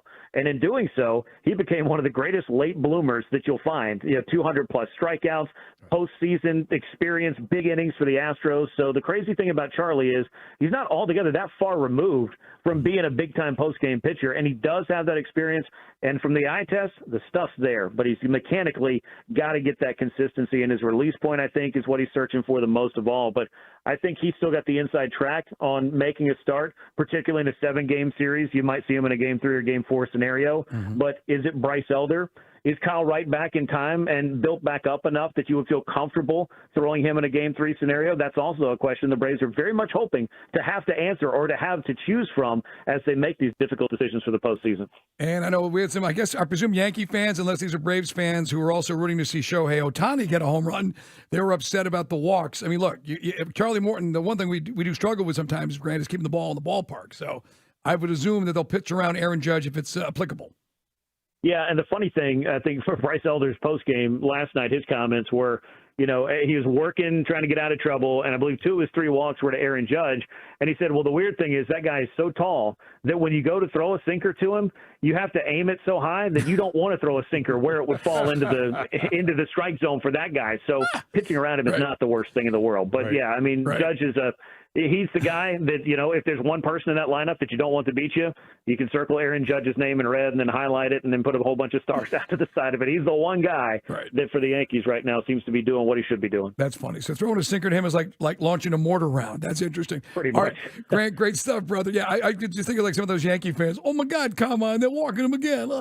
Hey, man, great stuff. We'll talk to Grant hopefully about a sweep of the Yankees. And then, if it stays, it was kind of warm. We were talking about the heat being a factor for the Giants. It was actually kind of nice today, but Giants are coming up next. Great job, Grant. Thanks for the time.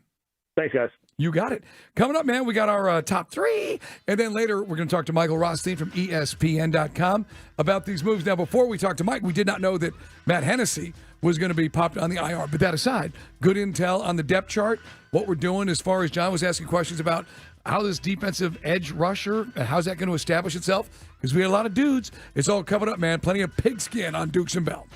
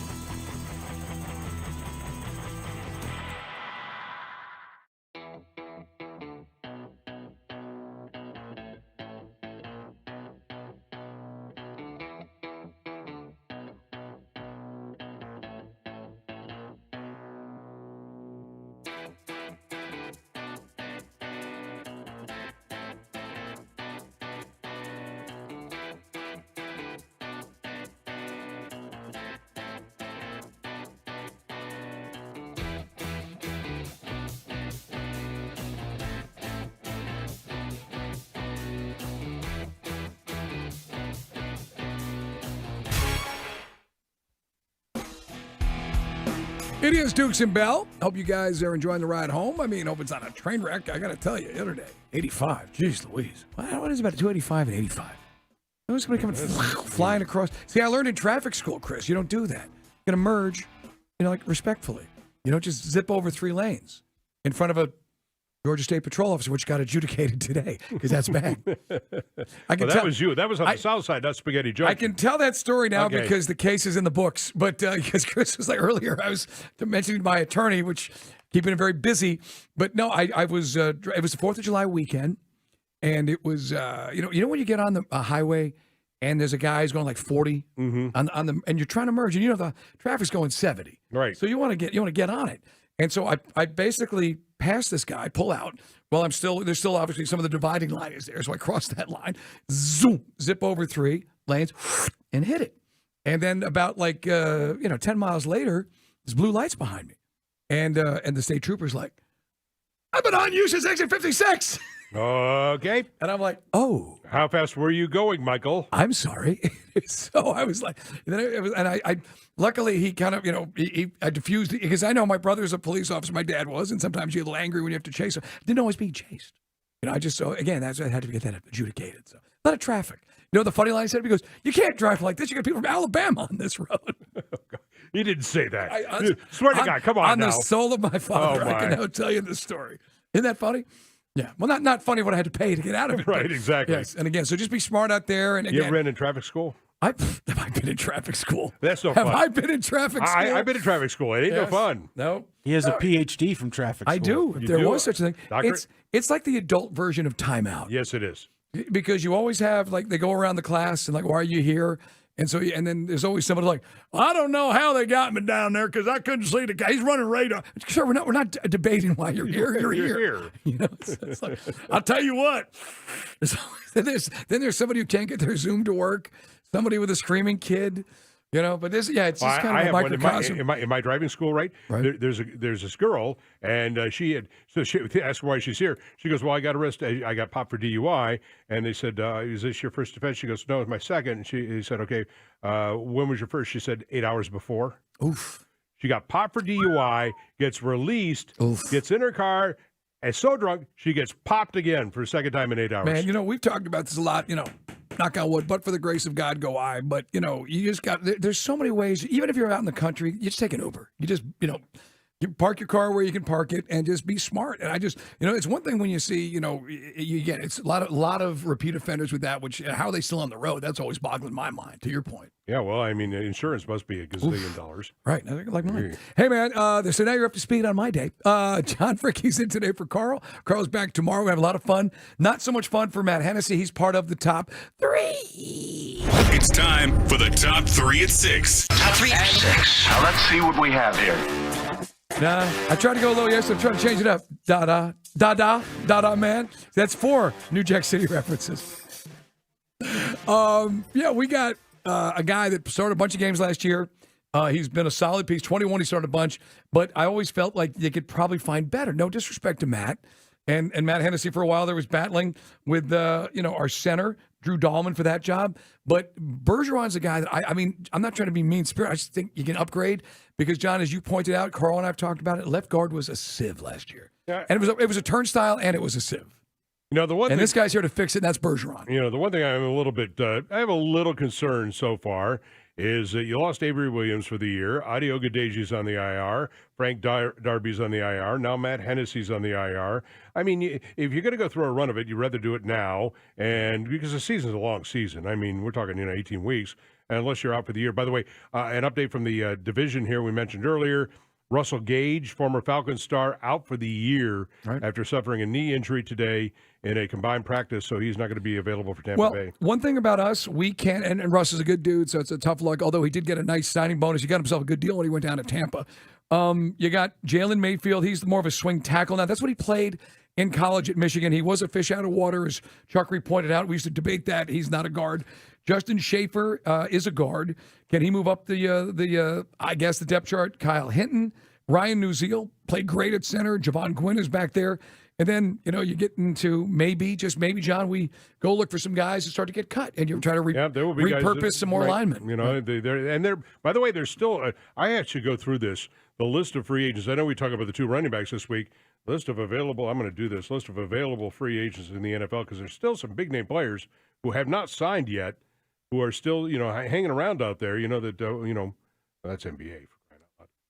So no, the story that we were selling you guys, and I think it's true. We're not selling it to you, just telling you that we got more depth. And the cornerback situation kind of corrected itself. Clark Phillips is okay. We think Okuda's not going to be a long-term injury. But the offensive, if there's an area that now I would say, okay, now we're starting to whittle away at the depth, it's offensive line. And that's an area of all the depth, that was the one I was least confident in. The Falcons do have a little bit of money, so that's a good thing. Like, for example, Dalton Risner's available. Okay. Now he wants a lot of money. Yeah, that might be rich, because we're set. We need backups. We're set in the starting positions. Right, I know, but I mean, so that might be rich. I mean, and Jadeveon Clowney's still out there, which he, again, some of these guys want more money than they're going to be, really kind of worth here. But so I just note that Dalton Risner is available. I mean, and this is one of those things where Terry Fontenot calls up his agent and says, well, if you don't get another offer, we'll give you a 1-year prove-it deal. I mean, here's $6 million and 1-year prove-it. No, we don't want that. Okay. And then all of a sudden, next week, Dalton Risner, okay, fine. Yeah, because you don't get those. A lot of these guys sometimes overvalue. Clowney is grossly overvaluing himself, and he's kind of done that a few times, hasn't he?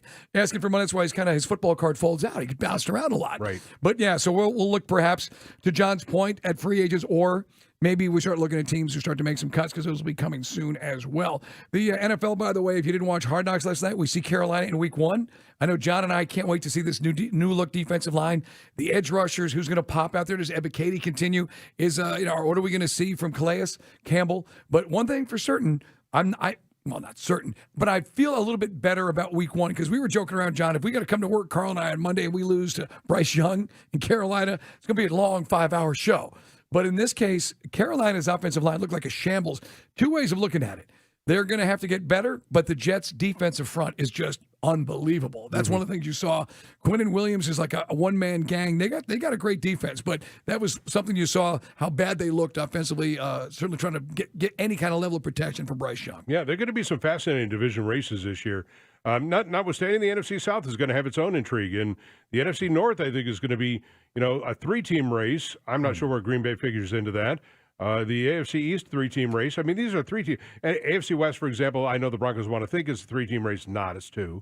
And so, but whenever you get into a division that's AFC North, 3-team race, if you put Pittsburgh into the mix, I'm not sure Cleveland's there. 3-team mixes are always kind of intriguing to me, because that means that you've got one team that's a favorite and 2 that are nipping on their heels, and one of the 2 is probably going to catch fire. And so, watch out for this, because would it shock me that the New York Jets win the division? Absolutely not. Yeah, we talked about Buffalo. I mean, they're the probably odds-on favorite, although we've talked about missed opportunities the last few seasons. Maybe I think a better offensive mind left them to go to the Giants to become head coach and Brian Dable. Dolphins, we've already talked about Tua. Yeah, you get into the Patriots have added some pieces, but the bloom is off the rose with Belichick and the Patriots, right? I mean, how many guys out there, unless you're from Boston, really think we're going to see Belichick make a deep playoff run anytime? None. Exactly. It just seems like that. No disrespect to Mac Jones, and look, I do respect Mac Jones, because he said last year, this crap ain't working. You brought a defensive coach in to coach the offense, right, and it's a train wreck. But that's one of those teams you just don't see right now. To your point, in our division, for what it's worth, guys, they're saying that Baker Mayfield looks pretty good down there in Tampa. Losing Russell Gage, but that's why I said this is a big blow to them. Still got Godwin and Evans, though. I know, but I know they're long in the tooth. Evans is longer in the tooth. I get it. Right, and if you lose one of those guys and you don't have Russell Gage to lean on, suddenly it becomes a little bit more problematic when you're talking about Baker Mayfield. If I were a Buccaneers fan, I'd be almost angry. I'd use a different word if they win like 8, because that does you no good. You're at a point where you need a hard reset. You need to have a 4. We said it last year. I'm kind of surprised they just didn't move on from Todd Bowles. Yeah. Just because you do need to kind of you're right. You kind of get down. They're going to try to patch it together. Look, don't underestimate them. I know the offensive line, the run game, is the defense the same? But that's still, a division team, a division rival. It's, let's be honest. They looked pretty awful last year with Tom Brady. It's hard to imagine what they're going to look like moving ahead, to your point. And so, again, at some point you just have to bite the bullet and do a hard reset, which they don't want to do. For example, they don't want to do in New England either. I mean, they can't even fathom it. But when you're talking about a year, this year is so chock full of top-flight quarterbacks coming out. It is one of the better, on paper, one of the better quarterback years in college football and quarterback classes coming into the NFL than we've seen in a long time. There could be as many as 8 quarterbacks taken in the opening round. 8. All right.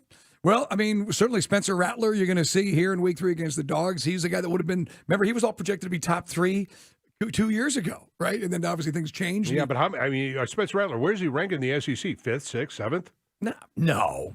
5th? Who's better? The 2 guys that are right now battling for the LSU job, for my money, are the best quarterbacks. KJ Jefferson's far better than, I think KJ Jefferson better than Spencer Rattler. Really? Yeah. I think Spencer Rattler's going to have to score 40 points a game with that defense in South Carolina. But I think if you look at, now maybe we're talking about Carson Beck right now, still don't know just yet what he's all about. I think whoever leaves. Joe Milton, Jalen Milroe, we don't know. Jalen Milroe, he runs like a deer, he throws like a deer. They're going to fix that this offseason with a guy that you don't respect as an offensive coordinator in Tommy Rees? Well, I didn't say I didn't respect him. You don't. I know. I heard John. I didn't say I didn't respect him. I said it was a reach, and I said it'll be interesting because he could be. Well, I don't know that Tommy Rees isn't going to blow up into a superstar coach, and he could. I just don't. He didn't impress me when he was at Notre Dame. That's all. KJ Jefferson is solid, but do you think Arkansas is going to compete for the West? No, I just said he's a good quarterback. You got 2 really good quarterbacks, Spencer Sanders and Jackson Dart at Ole Miss. Right. I'm just going to say you got a really good Dart. quarterback at Mississippi State, Will Rogers. So again, I don't look at Spencer Rattler and say, oh, he's top 5. I'm like, oh, okay, maybe. I think he's going to have to be. He's going to for that team to win 7 games. Devin Leary at Kentucky, too. It is Dukes and Bell with Fricky. I got to be honest. All the quarterbacks you're mentioning, they're not even the 3rd best quarterback in the Pac-12 right now. Fair? Pac-12 is loaded with quarterbacks. That's what I'm saying. I mean, it's a down year for quarterback. Oh, man. Guys will establish themselves, including Tennessee, who was out, and now he's back in, right? That'll be a great opportunity for Herndon. We'll see where that goes. Hey, man, great job. We got a conversation with Michael Rothstein. We're going to talk about a couple of things. Now, when we did speak with him, this is earlier today. We wanted you to hear it. Didn't know about the Hennessy thing, but everything else is in. Yeah, Joe Milton at Tennessee. How does he bounce back? Because he looked great in that Orange Bowl win against Clemson last year. But we'll talk to Rothstein about the edge rush. John's concerned, and not concerned, but he's looking to see who's going to be the alpha dog when it comes to getting the quarterback on the ground.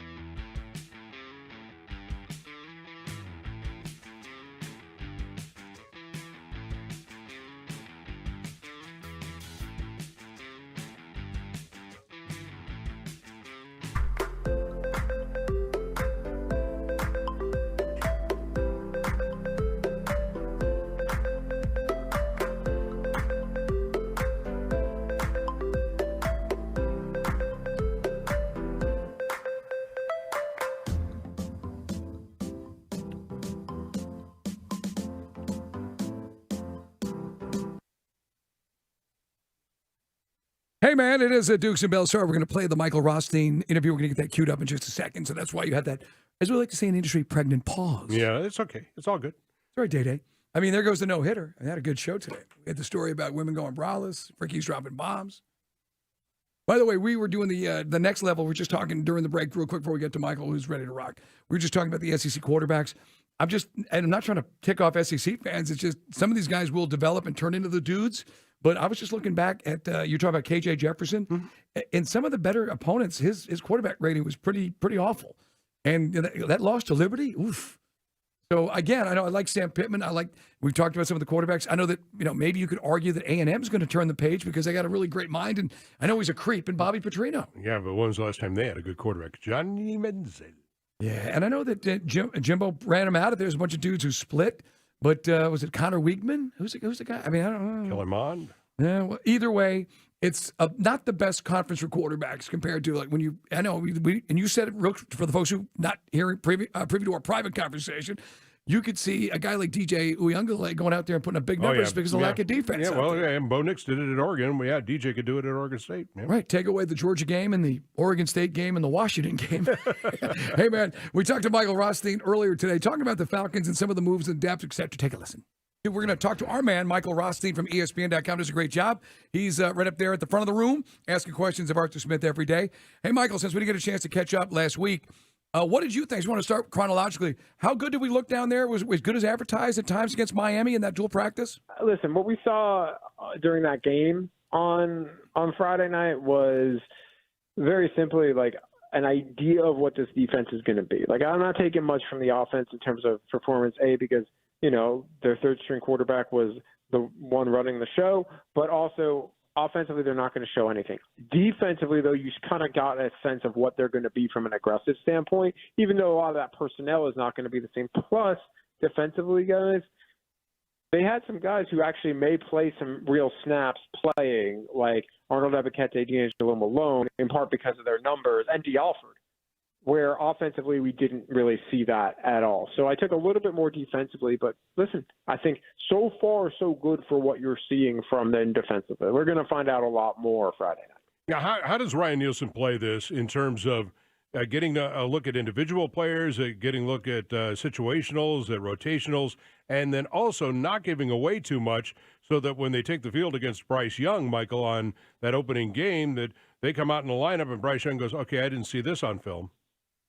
Well, yeah, every team's going to do something similar, which is kind of run their base, maybe possibly run an exotic here or there just if there's something they want to test, or could put something out there because they know they want to fool Bryce Young in week one, so they're going to run one thing that they know they're not going to run in week one. Like, there's some gamesmanship there that could happen. I would not anticipate a ton in terms of what they do that would be out there that would be kind of game plan specific to anything. They're going to run this pretty straight because they want to kind of get the starters' feet wet. They want to get a sense, like you said, of rotations. Calais Campbell talked today, and he actually described how they're going to rotate the defensive line, not only Friday necessarily, but in general this season, almost like the way he was describing it, I asked him, was like kind of like hockey lines.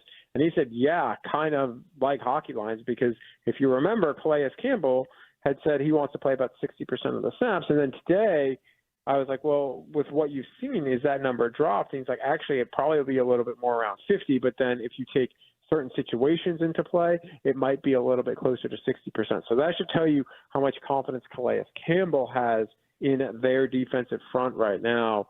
I just don't think we're going to see a ton where it's like, oh, wow, we're going to be able to tell this out of their defense. No, we'll know that like by week 3 or week 4. By the time they go to London, we'll have a really good sense of what this team is going to be. Michael Rothstein, ESPN, covers the Falcons on Dukes and Bell with John Fricky today for Carl, with Mike Bell as well. I want to stay on the defense for another question because you're talking about it right now. We know that Dean Pease did a fabulous job with limited talent, and one of the reasons that we were all kind of barking about, 21 sacks last year, about the fact that he blitz, but he couldn't really blitz because he didn't have the back-end talent to support a blitz because he was going to, open himself up to getting beat downfield here. Is this team going to be more aggressive in the blitz package, or is Ryan Nielsen, do you think, Michael, if you have to guess, going to be, hey, let's line them up and we got the guys to just win one-on-one battles? Might be a little bit of both. It kind of remains to be seen at this point. Here's the thing with Dean Pease the last 2 years, right? Not only did they not necessarily have the back-end talent, and the back-end talent they had was young, I would argue, other than Grady Jarrett, they didn't necessarily have the front-end talent either.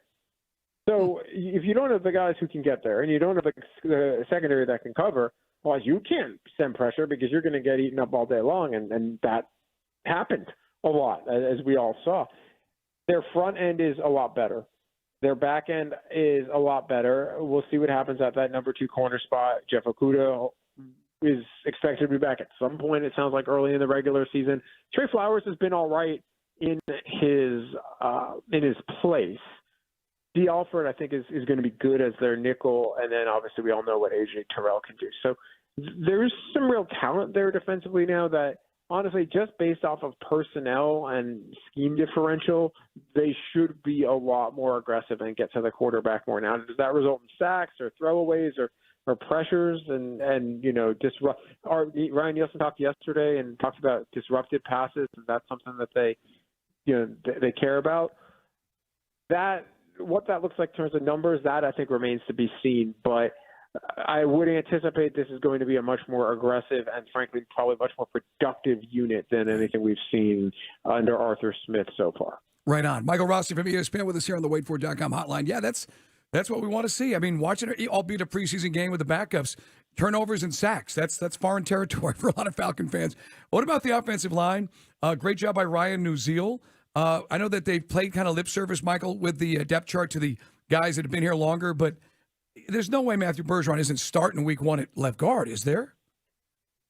Listen, as every day goes by that Matt Hennessy does not come back, more and more it looks like Matthew Bergeron's going to be that guy. Now, let's see if Matt Hennessy pops back next week and how they handle that. But every indication I've seen is that it's going to be Matthew Bergeron. Now, we'll see how – we haven't seen him in a preseason game. Let's see how he looks Friday night. But they're building chemistry here. He's got a good test in front of him every day when you're talking about David Oni.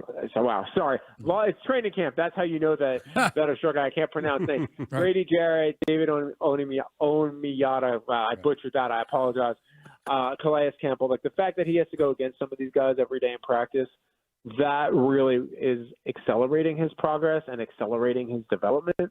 And that was something that wasn't necessarily happening as much while Hennessy was around. And that could be you never want to see a guy get hurt, but that could be a good byproduct for Matthew Bergeron. At this point, if you ask me who I think will start week 1 at left guard, I think it will be Matthew Bergeron. But again, I want to see if Matt Hennessy is able to get back and what that looks like before, and frankly, what Bergeron looks like Friday night before I would say, you know what, I feel really, really, really like 99.9% on that. If you ask me a percentage, I would say probably like 80. Okay. Right now. All right, I want to go to the running backs here. How long before CP84 do you think there's a chance he's ready for the Carolina game? And if not, how much time do you give to Igwe and to Washington to kind of fight out for that number 3 spot if you're going to carry 3 into the opener? Well, listen, they're going to have to carry 3 into the open. Or let me rephrase that. I would imagine they'll have 3 up in the opener. I can't see them doing that, especially how they're going to use Bijan. Sorry, it's Bijan, by the way. Bijan Robinson. There was a whole conversation about this with him the other day. Yeah, he says Bijan. I called him Bijan. I'm not stopping with the whole Bijan. He's Bijan. I'm just saying. This is the whole thing. But to answer your question about Cordero Patterson, Arthur Smith was asked about him because we haven't seen him all week, and he has a soft tissue injury. He had said, "Hey, ask after the Pittsburgh game," which basically says he's not playing at all in the preseason, which should be expected at this point. But I think we'll have a better handle on that sooner rather than later in terms of a week or so from now, give or take, of where Cordero Patterson is in that. They need him out there. At the very least, as a kick returner and as some running back depth and as another player that they can be very multiple with. But to answer your question, yeah, to me, Godwin Igwebuike, and I got that one right. I could say other names, so I got that one. Godwin Igwebuike, to me, maybe has a little bit of the edge on Carlos Washington. He's just looking really good. He's got the speed to him. Plus, he has an added benefit of he can return kicks.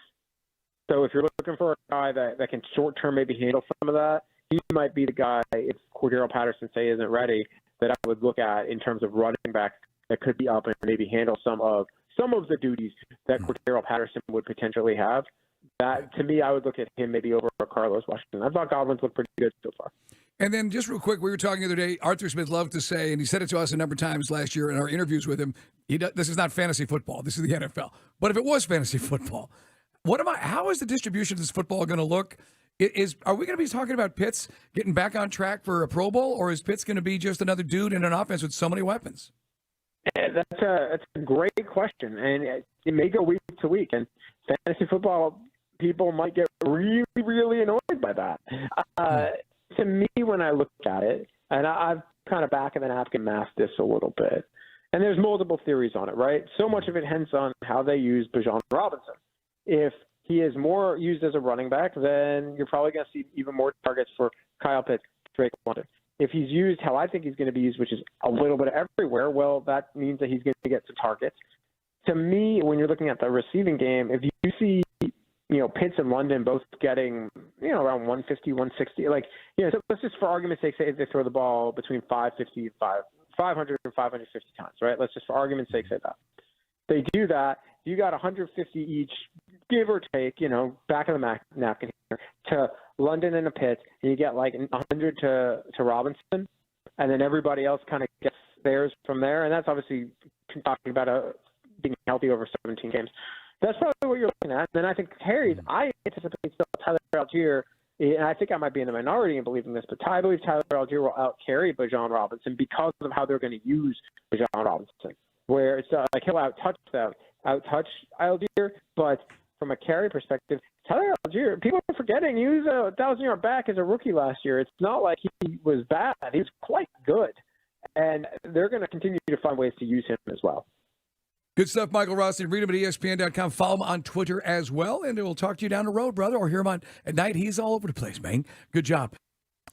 Yeah, man, check him out online and on Twitter as well. And again, today, if you missed it, we missed it because that was earlier in the day. We mentioned Matt Hennessy goes on the IR. Did they just say it's not this? Again, they've got the season ending because there's the one where you can come back, and this is not it. This is the one that is like you're done for the season. And I saw that, actually, speaking of Michael, he wrote on Twitter that he saw conversations. Joe Patrick talked about it. So I'm speaking with the GM, and obviously the body language you said. Hennessy's a great dude. Don't get me wrong. It just, we're trying to take another big leap this year with this football team, and you drafted Matthew Bergeron to be that guy. I just hate to lose the depth as well because now all of a sudden an area we thought was pretty good in the trenches, now you may need to go get some more guys just to be safe. Right, well, and they're going to be guys available. Yeah, right. So we'll see. Hey, man, got a fun, you guys will turn it into something twisted, but we think we have a fun last call tonight. Phone number is I'm so familiar with it, 404-726-0929, is we are looking for your first crush. About the time that maybe girls made you feel funny and your voice went like that. For some people, it might have been somebody on TV. We mentioned this because I had in Guy Talk a story about Generation Z? They're going braless. Well, not all of them, but many women decided to ditch the bra. And John was like, it's just like back when you were in junior high school. Yeah, right. Well, that wasn't impressive. Right. So I got into my first crush was my babysitter when I was like 8 years old because, I was a hot mess. They were going to leave me alone. Camille Imagn lived down the street on Argyle Road, and she went braless a lot, and it was awesome. So that's our game winner tonight, the first lady that made you feel funny as a child.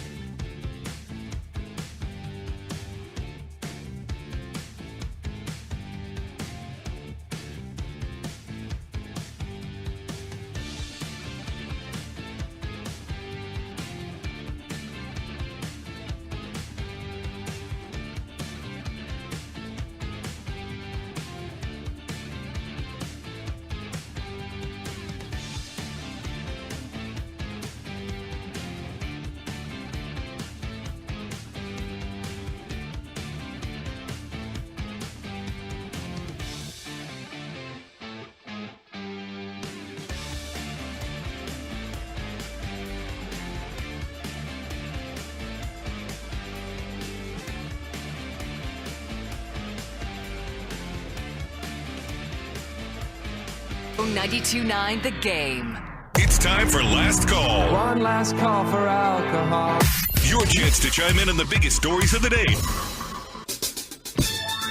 Hey, man, I think we got a fun one tonight. The first time you really felt, funny. And by the way, ladies, as we always encourage you, it's not just for the boys. It's for the ladies as well. At 404-726-0929. John Fricky, final day in for Carl. Thanks for putting up with me, brother, for 3 days. No, it's been fun. Are you talking about? I mean, this is my favorite show to do. Awesome.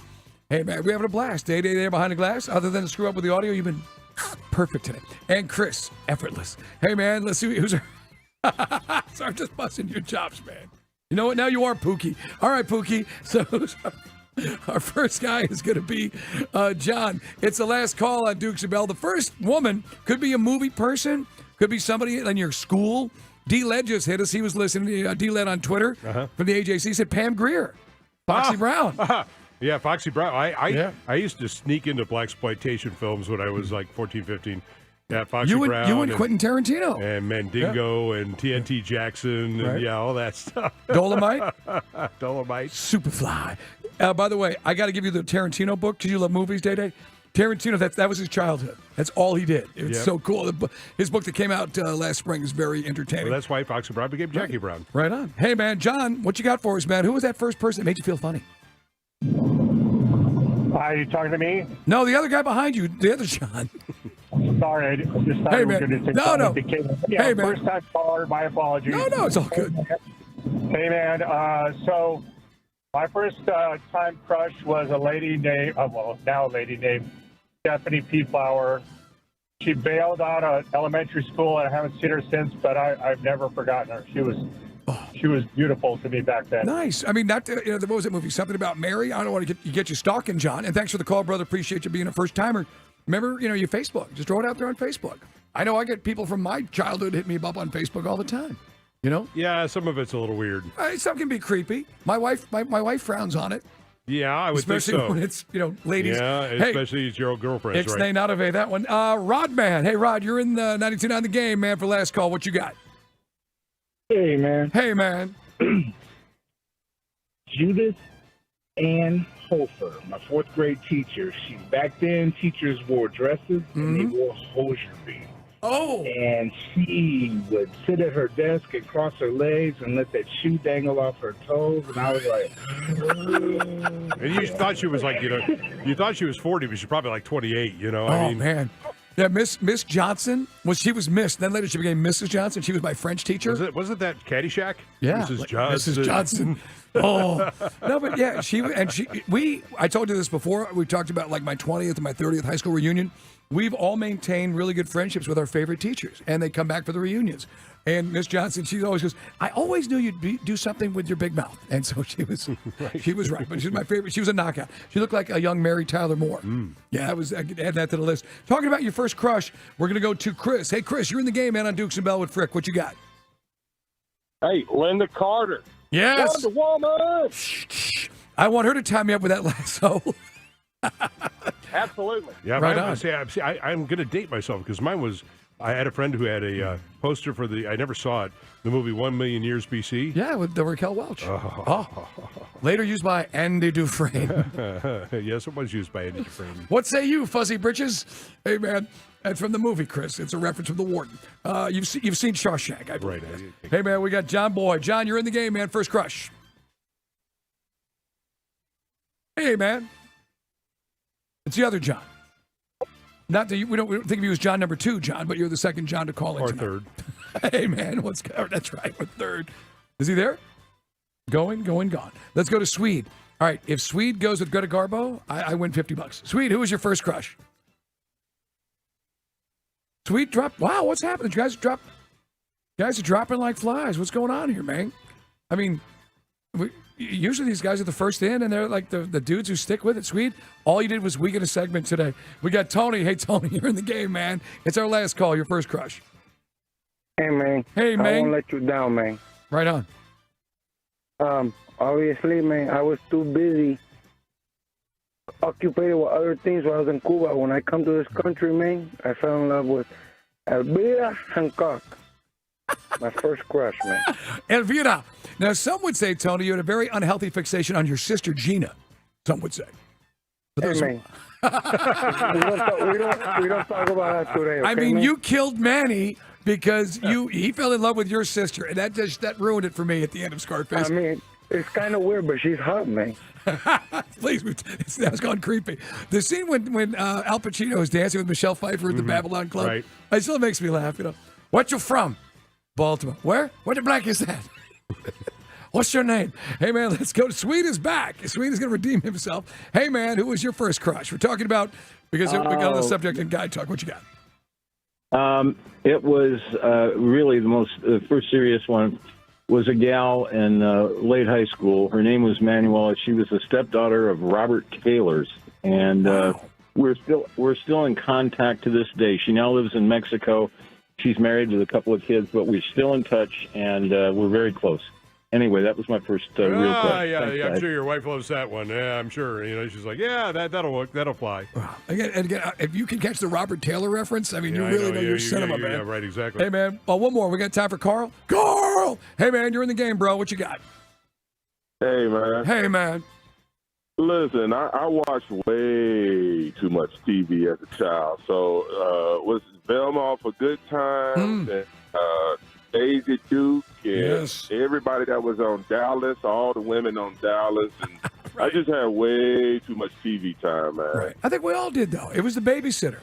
You sit in front of the boob tube. Don't sit too close. You're going to burn your eyes out. That's why they called it the boob tube. Right, go blind. But I'm with you, though. I mean, Daisy Duke, Dukes of Hazzard, Barbara Bach, right? Mm-hmm. Barbara Bach? I got it right? And it was the blonde was Charlene Tilton on Dallas. Yeah, so she was one of them. Victoria Principal? Yeah. Yeah, yes. I sound like my buddy David Hubbard. Yes. Sorry. Yeah, Chris is working watching tonight. Charlie's Angels. But see, that was all later in my life. I mean, Yeah, you're already. But again, Linda Carter, Wonder Woman on Right. TV. That was it. And the TV, and for the kids out there listening, the TV stopped at 13. I mean, because, like my life was like, Bewitched and Genie. Nice. I mean, those two. Winking her nose. Day just said Brooke Shields in the Blue Lagoon. He was 14. So was he. He was 14. He was 12. Yeah, I mean, he was a kid. That makes it okay. Okay, thank God. If you're a second baseman for the Rays, it's not okay. 14. Hey, by the way, I was going to save it for clearing our throat. There's going to be a special prosecutor in the Dominican Republic to look into I said second baseman, shortstop. Wander Franco's alleged involvement with a 14-year-old girl. Speaking of that. Sex trafficking in that area and exploitation of children, they take very serious, as they should. So this thing is going to be investigated. Did you see Sound of Freedom?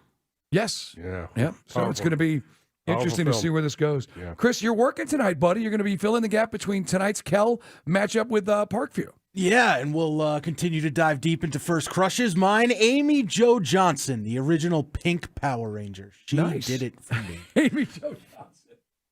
Good pull. So what are you going to be talking about in addition to that? What do you got up your sleeve? So I want to know from Braves fans, and I'm going to open up the phones as you guys know, 404-726-0929. No looking at the number required for me.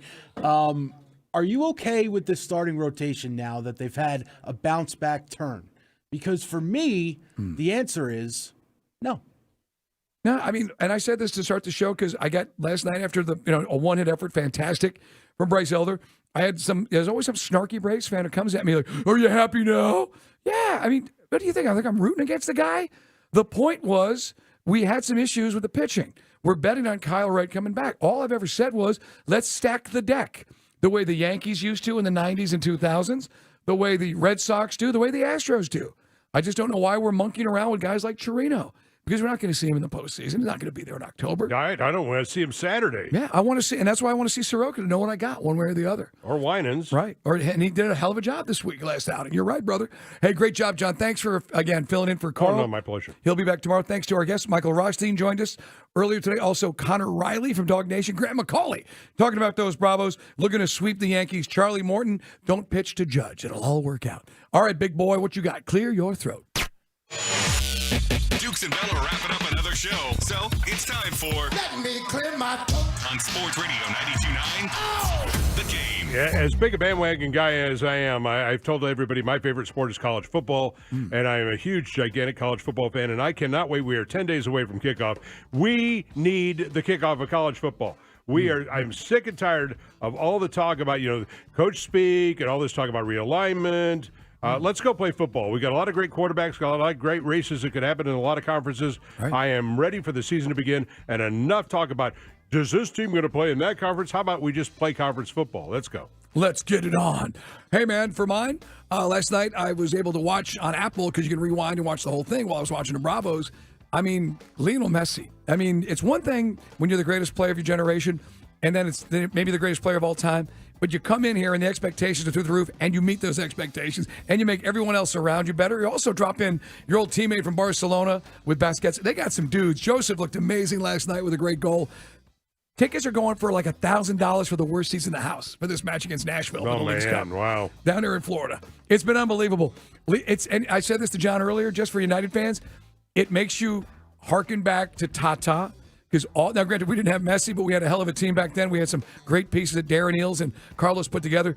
But, man, I got Messi envy right now. They're killing it down there in South Florida. Worst team in the league is playing as the best team in the league right now. Yeah, I know, right? Miami is... Yeah, they got it. I mean, I'd love to have it back here in Atlanta. Right. You know, hopefully Garth gets us a couple of guys that we can kind of glom onto and we keep for a couple more seasons, too. Right on. All right, buddy boy, if you love the show. Tell your friends. If you don't. I'm pretty sure I got a garbage can you can clean out. Clean your garbage cans. Fricky tells you they will stink. It's news you can use. Chris is next. Sports Radio 92.9 The Game.